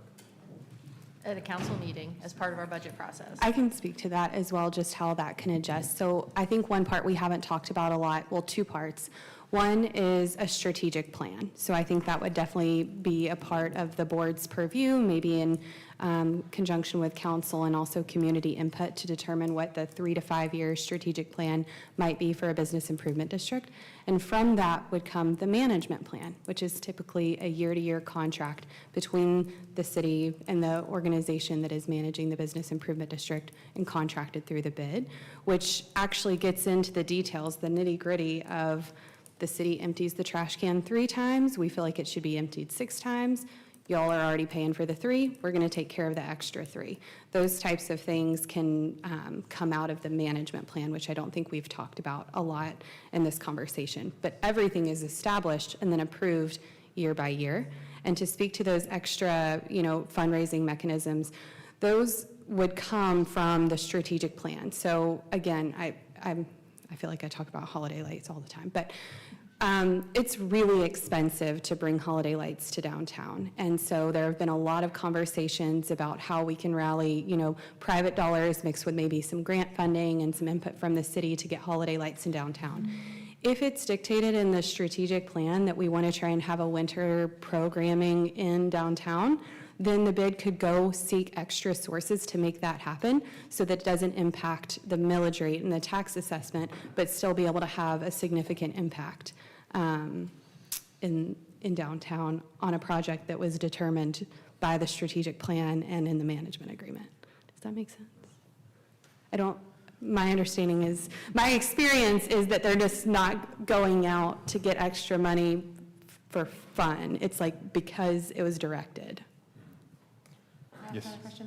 We heard from a lot of folks that this is a very rushed process. Could you all walk us through when this began and how the public hearings worked and when they were? That's a fair question. Yeah. So we commissioned a feasibility study, and I don't have the dates in front of me, about a year ago, I want to say. February of 2023. Okay. Puma, a outside consultant came in that the chamber paid to create a feasibility study. On those trips, they met with community members in downtown West Asheville in the River Arts District, and came back with a feasibility report. At that point, there were, I think, upwards of 9 to 10 different public opportunities that the chamber and other organizations shared as widely as possible and asked for people to come and give input. And then with the first proposed plan, there were 2 days again of asking the public to come and give input. At that point, changes were made based on that input. There was a larger budget and a larger tax rate originally brought forward, and the plan was adjusted based on that public feedback. And then It's been going on for over a year. it has, and And then there's been lots of opportunity for public input. And if I recall, the 2-day one, there was like a really early morning, a mid-afternoon, and an evening. there was, and we should be clear on public input. Public input, us hosting an event is different than city council's, public hearings. This is us asking for feedback on a plan that we're proposing, where, state law requires city council to hold a public hearing. But it was stakeholder engagement. Yes. Okay, thank you. I'm curious, we haven't heard from all the commissioners yet, but I'm curious, there seems to be a sense, so some of the stuff we heard is that there are people that say that they're not necessarily opposed to a bid, but they're opposed to the current configuration of the bid.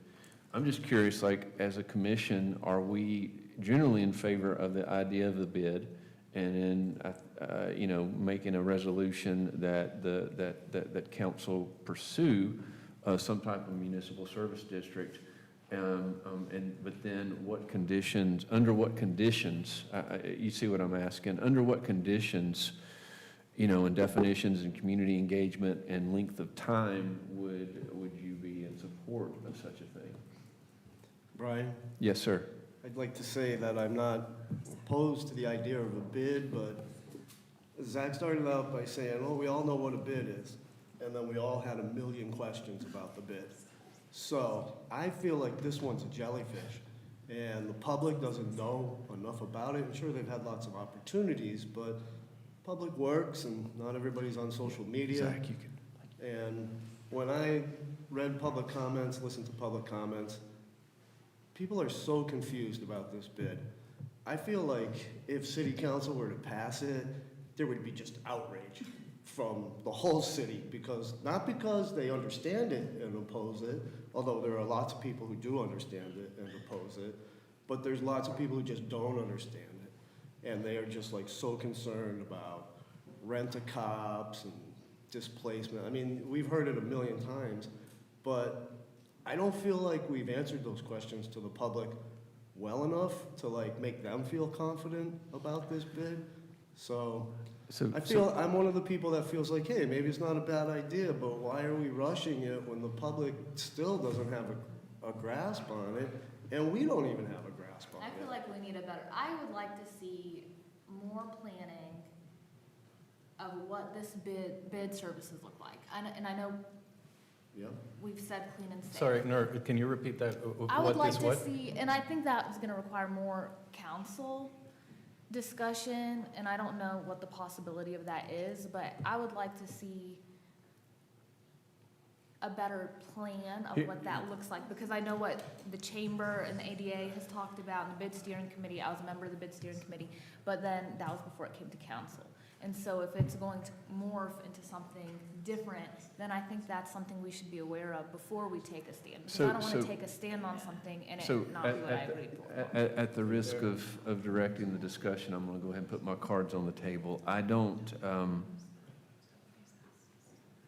not comfortable resolving that the council establish a bid with details to be resolved later. Exactly.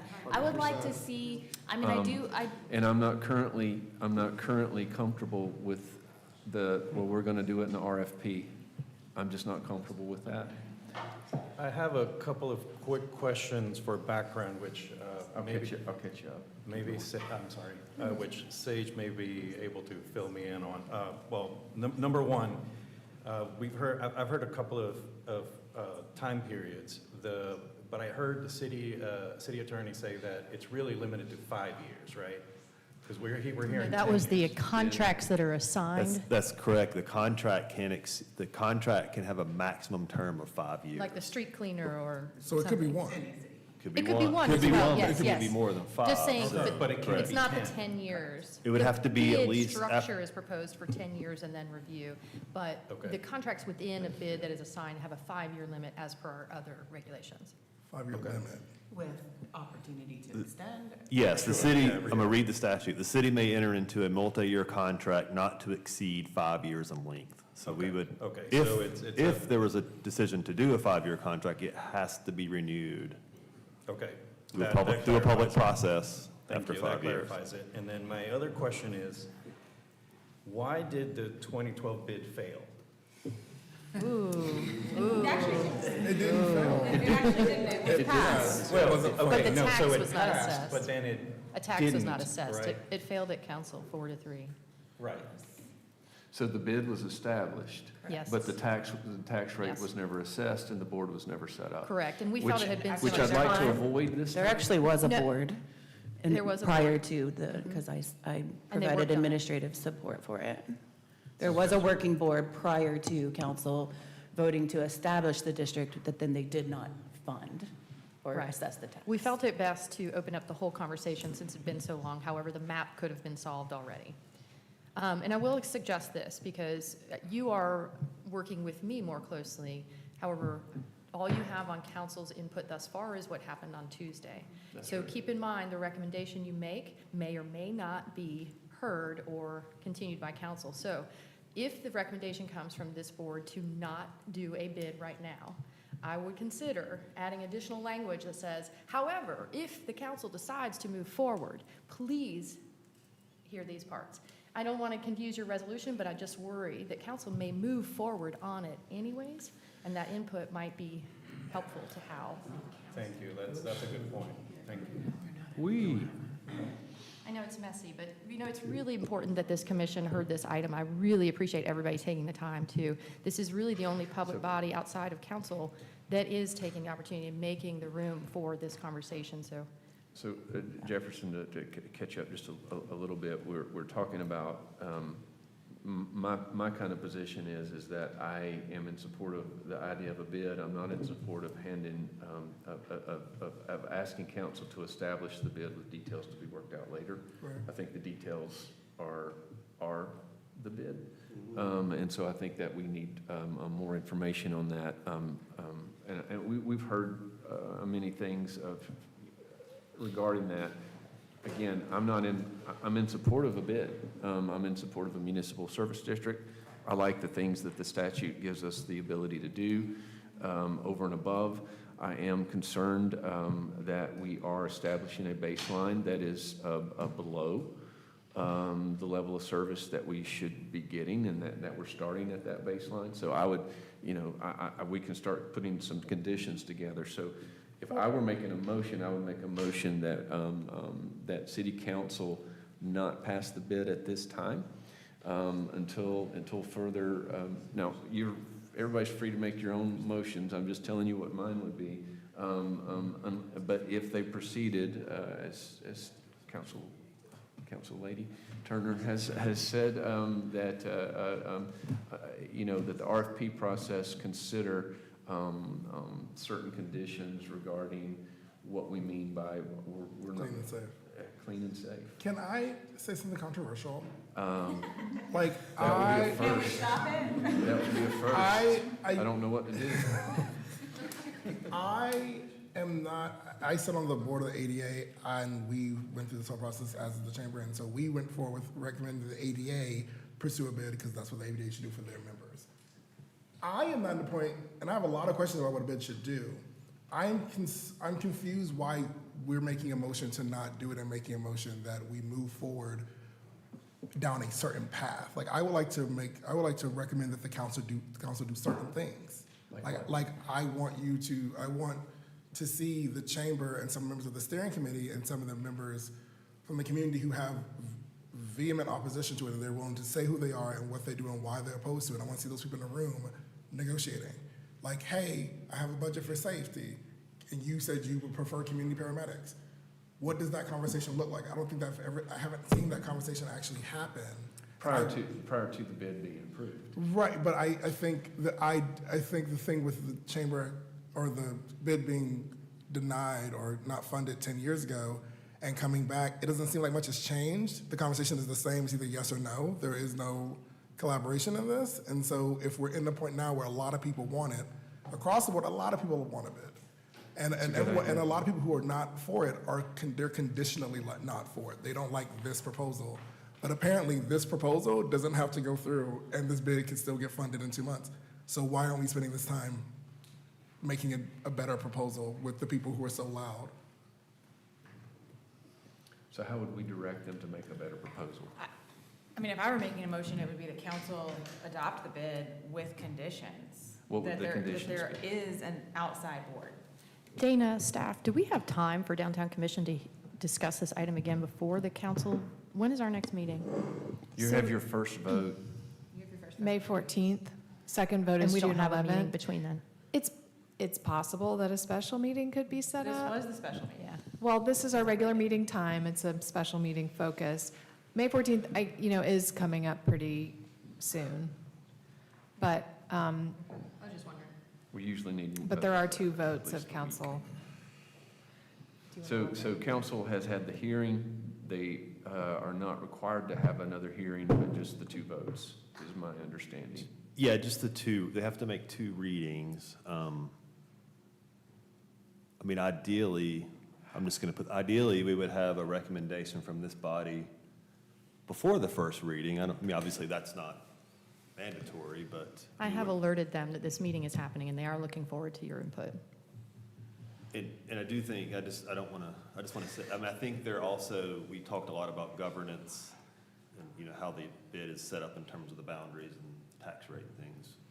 Yeah, I just want to say there are, in the statutes, and again, I am not a lawyer, but I just want to say there are a lot of requirements around even the contracting process that we didn't even talk about today. So, it's not like you don't just leave this meeting and go dial up a contract. There are very specific requirements around how the city council, the city can contract with, a private entity to do this, and we haven't even talked about those yet. Could we establish a community understand the timing of all this? Could it be that our recommendation is go forward with the bid with the idea that there are going to be significant changes to the proposal that are informed by a community-led advisory board that are not property owners? I think some of the people in this room would probably enjoy sitting around at a time of their choosing to discuss with the chamber and the ADA about what would make the proposal more interesting to them. And so could we recommend that happen? Absolutely. And Commissioner Ellison, I think that's how Wilmington did it. They passed the idea, the concept, and the ordinance, and then immediately instated that it be a delayed start. It literally says in the statute, the city, additional requirements for certain contracts. The city shall solicit input from the residents and property owners as to the needs of the service district prior to entering into the contract. You found the section, nice job. Can this board have a formal role in reviewing RFPs and/or contracts? Yes. Okay, well, that's a step. I would recommend you if include council- that in writing. If council lets us. recommendations. Well, technically, yeah. Okay. Yeah, Brian, do you want to repeat that? Just that if the Downtown Commission's interested in having formal involvement in that RFP process, I just recommend including that in your statement today. Or a seat on the bid. Well, I thought we had a seat on the bid for downtown. Oh, it got moved. It was ex officio, it's gone. Yeah, it's gone.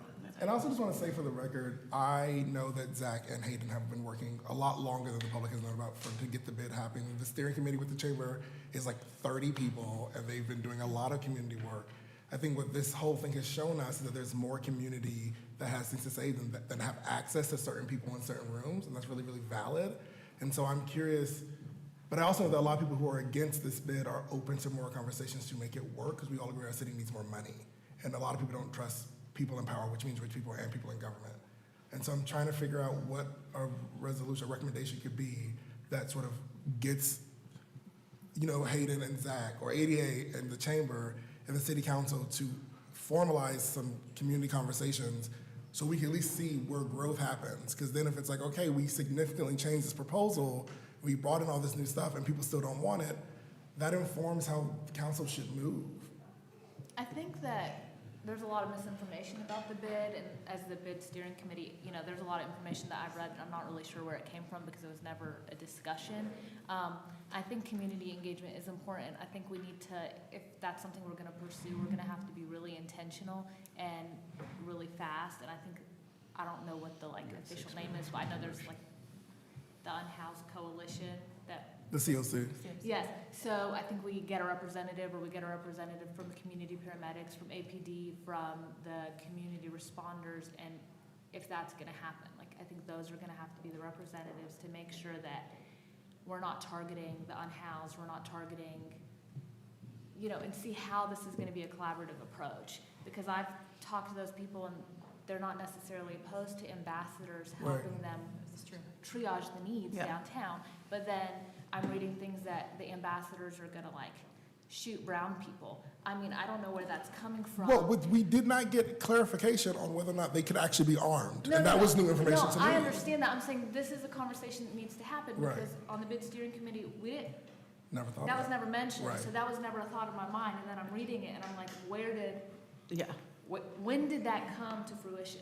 That was a possibility. And I think it goes back to the mystery. From my understanding with people both in this room and on the streets, is that it's the history of bids, full stop, right? And the history of policing and the idea of privatized boards, and also the history of the TDA, where this quasi-government board that gets taxpayer money, and then all of a sudden you have no power over this body. So I think there's a lot of mistrust. And so I'm trying to figure out, what does trust building look like? And I hate that it's rushed, because that is white supremacy and capitalism, to rush this process. But here we are. And if people want to give the city money for services that our community needs, I don't want to just turn that away, but I do want to honor the fact that a lot of people are open to something and they just want to put it on the list. And right now we don't have a mechanism for that list to be built. So Jefferson, that to me sounds like a motion to recommend that council approve it with conditions. Yes, or recommend that council And one of the Continue to conditions. move forward. continue to move forward with- on it, and that the proposal be significantly changed with the input of certain things. There were really specific things that came up at the city council meeting, like the community paramedics came up a lot. Yeah. And that seems like a really tangible solution. And the idea that we can limit how much money they are raising, and the idea that we can clearly define that they cannot have guns ever, because he didn't know, and so I would like to know, there's a lot of things that they cannot do, or the contract will not be renewed. That's part of the contract and RFP process, Right. but we can resolve that be part of the process, and that we be engaged in that, and that council has a specific community engagement piece as part of creating both the board, the makeup of the board. If there is a board. Well, I'm just saying, I am not recommending that there is a board. That's not my business. I'm just saying I want to be clear that the council has the right to not have a board. We haven't spent a lot of time talking about if there should be a board, so I don't know if that should be in our recommendation. I think that would be the worst thing that council could do. Sure. That will deteriorate any trust that is left with the downtown community and council. Sure. We have seen it time and time again, with all due respect, that council does not listen to the downtown business owners. The things that we have asked for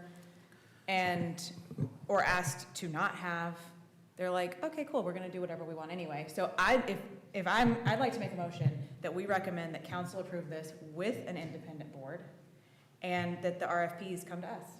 Can I get a clarify on the whole thing about it's harder to get rid of this than it is to put it in place? Is it possible to make a recommendation that they move forward with certain conditions, and that if certain conditions are not met, the tax goes away? It is, and just for sake of process here, I've heard 3, maybe 4 motions made. Because it's 10:58 Hold and we on. all have jobs. And there are, for process reasons, like I didn't hear a second, so I'm assuming that all of those motions are not They're not at play right valid now. at the But let's point in just, time. I've been using I get it, recommendations. I get it. We just want to make sure we move it along properly, Yes. right? We will need a motion, a second, a discussion, and a vote. Yes. Yes. So would you like to make that a formal motion? Absolutely. All right. So we have a motion, if I can repeat that and make sure I understood it correctly, that the Downtown Commission is recommending that council move forward with the bid, as currently proposed with an independent board, but that the RFP, the makeup of the board, and other conditions as involved in the RFP would be reviewed by this commission. That's my understanding of the motion. Eva Michelle, that's your, so that That's my motion. that the existing proposal with the independent board, Yes.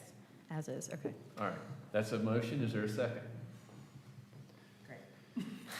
All right, so is there moving right along, is there another motion? Can we make a motion that council? We can't, you can't. Go Can ahead. I make a motion that council move forward with with pursuing the bid with significant changes to the proposal, being informed by community outreach, and that if certain certain changes aren't made, that it doesn't. What changes? Well, that's what I'm saying. Like, how do we make a recommendation that holds space? If I for may, a meeting to happen? If I may, what I'm hearing is a sense of what Jefferson is speaking to. Council, we want you to do this, but there's all these caveats. So before we make the motion, which could get really confusing in language, maybe you all could identify what those caveats are. Like I was taking notes, whether it's an annual survey, establishing training required for ambassadors. You could actually list, we're interested in you passing this, here's our concerns, it needs more public input, and these are our criteria that we want to make sure there's public input around. That kind of thing might be more clear, just Sure. as you're trying to create that But motion. we need to do this today with this Yeah. recommendation. But you all have had some great points, so let's just try and get them into words. I also have to be in Hendersonville in 30 minutes. So if we need quorum to do this, it's got to get done real soon. Do you have, I understand that that's your motion that you had. Do you The have any motion's on additional? the table, there's no second. Do you have any additional points you want to add to that motion? Of rebuilding this list? You can make a friendly amendment, and she can choose please. to accept it or not. I would like to add in the bullet point style, like a yearly contract, not a 5-year contract. I think statute says it has to be multi-year. Can do multi-year. If it's multi-year, Oh, okay. can't exceed 5 Gotcha. years. So I would like a yearly Gotcha. contract. I would like Okay. assurances that there are no access to weapons, guns. Define tasers, weapon. Guns, Pepper spray? tasers, big sticks, pepper spray, all that. It could be just simply the language of defining arms and the level of authority for any ambassadors or agents of the program. There you go. Just trying to get us the language. Yes. So you could vote to delay the instatement of the bid based on additional public input, review of contract term, review and changes to board makeup, requirement of annual surveys to include in the annual reports, establishing the training required for any ambassadors or agents, defining arms and level of authority in any ambassadors. I'm just trying to give you some language, but What's the language to say that the board should be similar to like a downtown, like the commission? I mean, technically you all could be the board, but I'm saying like the same way like we wrote the application. Back to we all have jobs. I know. I'm saying we wrote the application, we wrote to be on this board, and then city council discussed it. Oh, and So to like how can consider- we have like some version of a community advice? consider the board? downtown commission as a body for No, not our board, but for that reviewing the process. RFP. Yeah, for reviewing the RFP. And the board, no, the slate of the board. I want the board to be, the community wants community That would be, input on so the- if we do the board assignment, so what's happening right now is the proposal from the chamber and ADA is that they would present a slate and council would yay or nay it. Yes. But it might move into more of an alignment with our current process, which is an open application period, interviews where needed, and appointments. I like to add I'm that to my sensing that's where it's going. I cannot speak for anyone on council, but I know that there's a desire for that potential model as well, so you could recommend something like that. Could I add that to my friendly amendment? Yeah, okay. I don't want that if it's in my motion. No. Okay, well then, can I put it in my motion? My understanding is that the board selects the board members. Are you seconding? That is the proposed, that the board would self-perpetuate. In my motion, One at a I time, am please. proposing that. Right, so we've officially, You've parted yes. ways. Okay. I tried to get over Hansonville, I tried. I'm trying to pull out my rusty Robert's Taking orders. So we notes. have a motion on the table. Is there a second? I want a clarification here. When we say recommend to council to move forward with this, what are we saying? Right, Are we that- saying, it yes, we're feels supporting Yeah. this bid, or are No. we saying? No. Map and tax, We're all to be determined after. But I think the more, map and tax right now. but the more, With the details and the conditions on what the bid would be after the map and tax are put in place. That's my understanding. yeah, I think that's what, well, I'm trying to gather from your Yes. input, that map and tax move forward if X, Y, Z. But what y'all need to do is get clear on what X, Y, Z is, so that it can be in a concise motion. Well, speaking to Jefferson's comment, I feel like the community does want input on the board, whether that's an elected member or something. A I don't- couple, maybe more than, maybe Yeah, four. yeah, I feel like, I feel like that, Whole board. right, That's what I heard, whole board. I'm just saying. yeah. And could it be community advised even with We've got certain 1, 2, requirements? 3, 4, Like, 5, we 6, want to 7, elect a property owner, or like this seat is for a property owner, but that property owner should be voted on. Like, there's a way to like negotiate, like, I'll take your board demographics if you'll give me community input on who All right. in those demographics. I think that is how the recommendation is that it's structured, is that there would be a call for nominations. But it takes, it puts more of the onus, it takes the onus off of council to then control the whole thing. Because council doesn't have time to control the whole But thing. nominations It will never from- go anywhere if council controls the whole thing. But They don't there's- have the time. But nominations, because I don't know, nominations from who? The community. So- If you want to so- be on the board, So the current slate is community advised. absolutely, there is a website already in place that you could go say, hey, I am interested in being on that board. But, right, that board. I think we've passed the public comment That board part. has predetermined positions.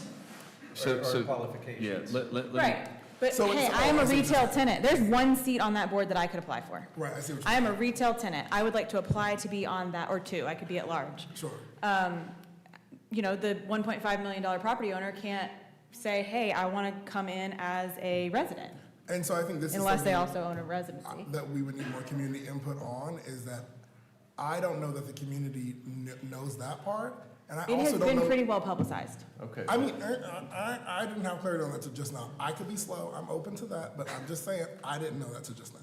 And so that part, that clarity is relevant to the group, I think.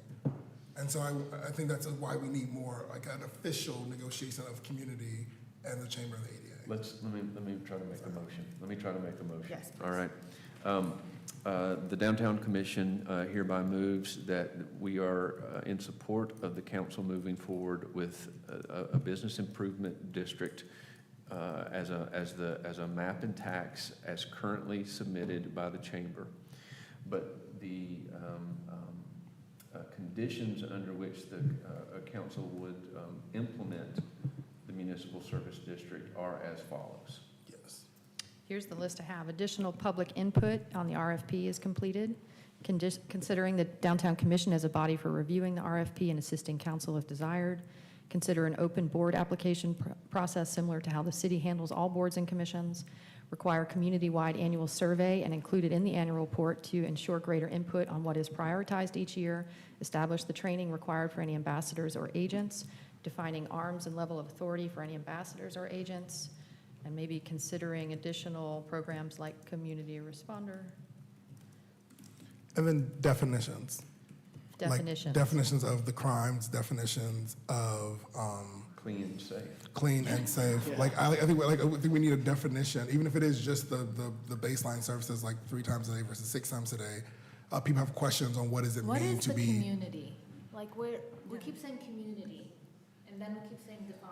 So define community. I would say the general public who is not involved. If we say general public, No, hold on. I'm not done. But I'm not. Hold on. I'm not done though. I'm saying, but I mean, but we this is the public. Like, if the general public that is not involved in this process, I think the general public has been involved, but a lot of people who are involved are just also in the process. So we've been hearing this. We've had this conversation for 7 months, and everybody else heard about this last month, and that does not feel fair. to them, and it's starting to feel weird to me. But all board meetings, board meetings, should it move forward, would be open to the public with opportunity at each one for public comment, correct? And under sunshine laws. Yeah, and open meeting laws, but public comment. And as. Because then there's then the ongoing opportunity to provide comment. Yes. Okay, so that's the motion and the conditions. I'd like to mention that we're talking about the ambassadors. Isn't there a job description? Why is there no job description for an ambassador? It's like we're creating a position that just has a title, and we don't even know if they're gonna have guns or not. So currently, there's a proposal, but what we're saying as, for council to, we would be there will be a community discussion, a city council decision, and we would be involved in that process on what that means to be an ambassador. For that, we would be defining that job position. Okay. In other words, whatever it's been defined as doesn't mean it's going to be defined as. We're part of the determination. How about I'm if sorry, I can't. update the language to establish the job description for ambassadors and the training required for them? Perfect. Okay, there's a motion. Yeah, that's my motion. Oh, that's your motion. You're making that motion? I thought he was. Oh, Yeah, go ahead. No, that's your motion, I'll make that motion. Is there a second? A second. There we go. See, that's how we do that. All right, we have a motion and a second. Is there any further discussion? Sage, will you please read the part about the board again? Sure, and I mean, I'm just trying to help y'all take notes, but, what I understood is the motion is to recommend to council that the bid, map, and tax be approved, and the following items, I'd lost the language in there, but. Yeah, the are also following, considered- the following, under the council move forward with the implementation of the bid under the following conditions. One. that- Additional public input on the RFP is completed, that the downtown. Wait, say it again? Additional public input on the RFP is completed? Like before the RFP is written, can we take out the RFP in general? Like I want more information from the public now. Not in 6 months. Well, that's what I mean, like, so the inaction of the bid would not move forward until the After the RFP. ordinance. Well, it technically can't move forward until an RFP is out there and a management contract is assigned. Until then, it's just a tax with no activity. So how do we write it so before it's out there, it's discussed? That what is? Like how do we write it so before it's out there, it's discussed? Oh, so, That's what we're doing. okay, so the next one, and I could rearrange the order, is. Can we pause with the public input piece, just to make sure we're clear too? So there's a request for additional public engagement. Is that before council takes their votes, or is that, like, where does that fall sequentially? I don't think there would be time before council takes their votes. It would be before the RFP is issued, right? Before the RFP is issued, just thank you. Before the RFP is issued is my Before understanding. the money is used. Sure. Before a board is constituted, before the money is used. That's correct. I'm So a nay on this. Okay. Additional public input on the RFP is I completed, got you. including the downtown commission as a review body of the RFP. I'm trying, y'all, but it's getting messy. Yeah. Okay, and then consider an open board application process similar to how the city handles all boards and commissions. Require community-wide annual survey and include the annual report, and include it in the annual report to ensure greater input on what is prioritized each year. Establish job description for ambassadors and the training required for any ambassadors or agents. Defining arms and a level of authority for any ambassadors or agents. Those are kind of duplicative. Consider adding support for the community responder program. And that's where it stops, actually. Did we miss anything? Why does this have to happen this year? I mean, Technically, it doesn't. it seems like we have a lot of stuff, right? I mean, I don't know why it has to happen right this year. I mean, I will speak to the nimbleness that was kind of spoken to earlier, and I spoke about Tuesday. There does seem, if the programming is right, if everybody got behind what we're doing, which I sense is the ultimate goal, if there were more community input, we might better understand what downtown as a whole needs. Because council, there's angst against us. Chamber, there's angst against them. There's just all types of people in downtown. But if, I get the gist is. Robin, to your point, I think because there's a moment right now where we do have support from a variety of constituencies, we have also opposition from a variety of constituencies. Right. And I think we have a unique opportunity to try to bring some of these things together and bridge the gaps. So I think we have an opportunity right now to do this that we might not have at other times. But this year means July. I mean, I still think we could work together and bridge those gaps, throughout 2024. That's what we're trying to put in place. But doesn't this, I think a lot of people in this room are trying to find the middle ground because we're here, right? Like, to some people, like, we didn't ask for this, it's here now, what do we do with it? And so it seems like the middle ground is establishing the need for more taxes to go to public services, and then to take our time, gather community input to define what that is. Yes. Because I don't know that anyone here has an issue taxing the rich. Somebody said it. Well, I think to some people's concerns that if it is just going into their pockets, that is a thing, which is why. But from my understanding, that concern can be addressed in the RFP process, and the ordinance doesn't do that. Is that true? That's my understanding. But would the tax go into effect before an RFP and all that Yes. is set up? It would go into effect. Yes. Whether the RFP is set up, whether the bid is. It'll be part of it. But like it may not go to the board because the board wouldn't have been established yet. Is that also true? So there's money with nobody in control of it. Yeah, until- that's why I don't. It kind of forces the hand of coming to a resolution on what it would look like. I know, it's challenging, y'all.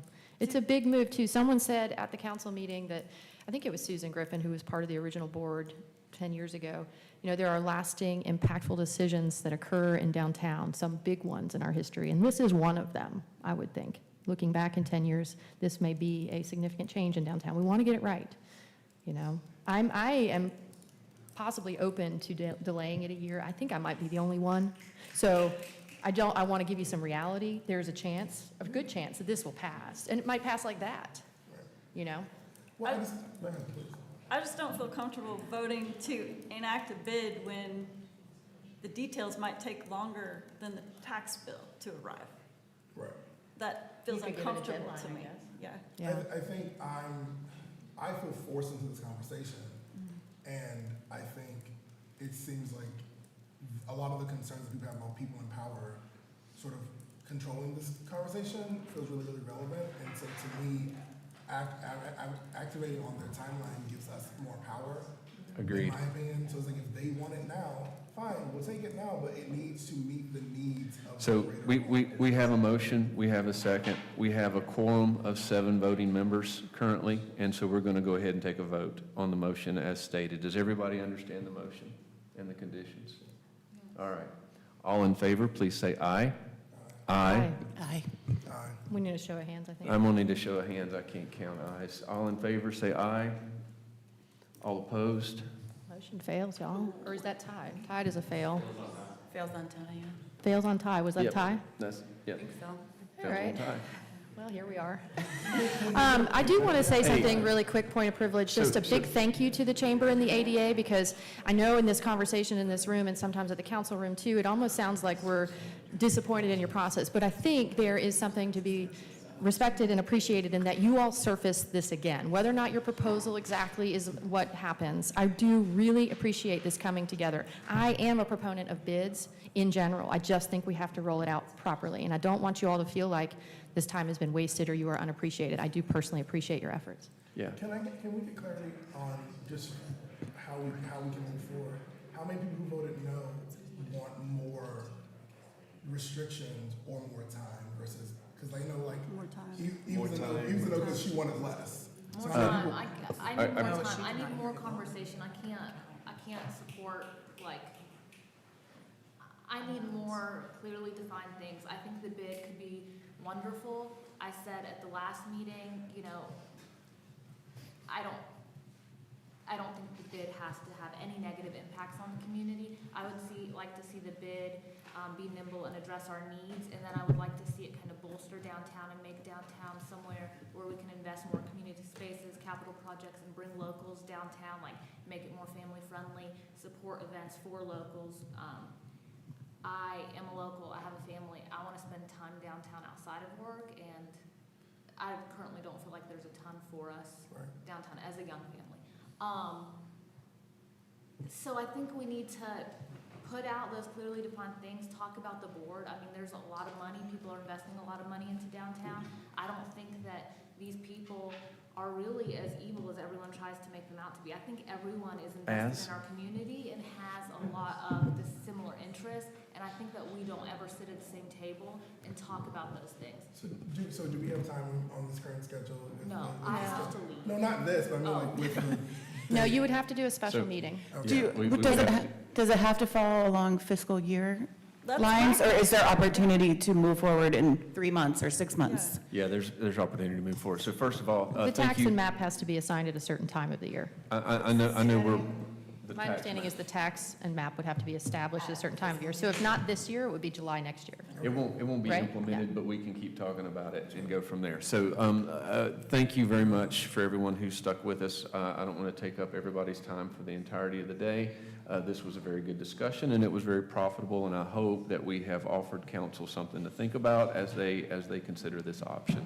Oh, and since we're like on the topic of name pronunciation, Billy Cooney told me I should correct you guys. My name is Noor. No. It's been like 2 years of mispronounced. Jefferson brought it up today. I was like, I think that's so real. Nur. No, it's not Nur, it's Noor. Noor. Noor, yes. Noor. You. Yes, Like period. Not newer, like I'm not newer than you, but I'm just newer. Just not Like hellos. All right, I'm losing control of the meeting. So with that, do we have a motion to adjourn? Are you all interested in a special meeting to discuss or anything? No, no. I don't think we have time, and I don't think we have the information, and I don't think we're going to get the information in time. Got it. Or Okay, do we have a motion to adjourn? Motion to adjourn. A second. All in favor, please leave. Thank you. Seriously, it's like, just go back in 2 weeks. It's all real. It's just all this. I just don't know what this is, because I think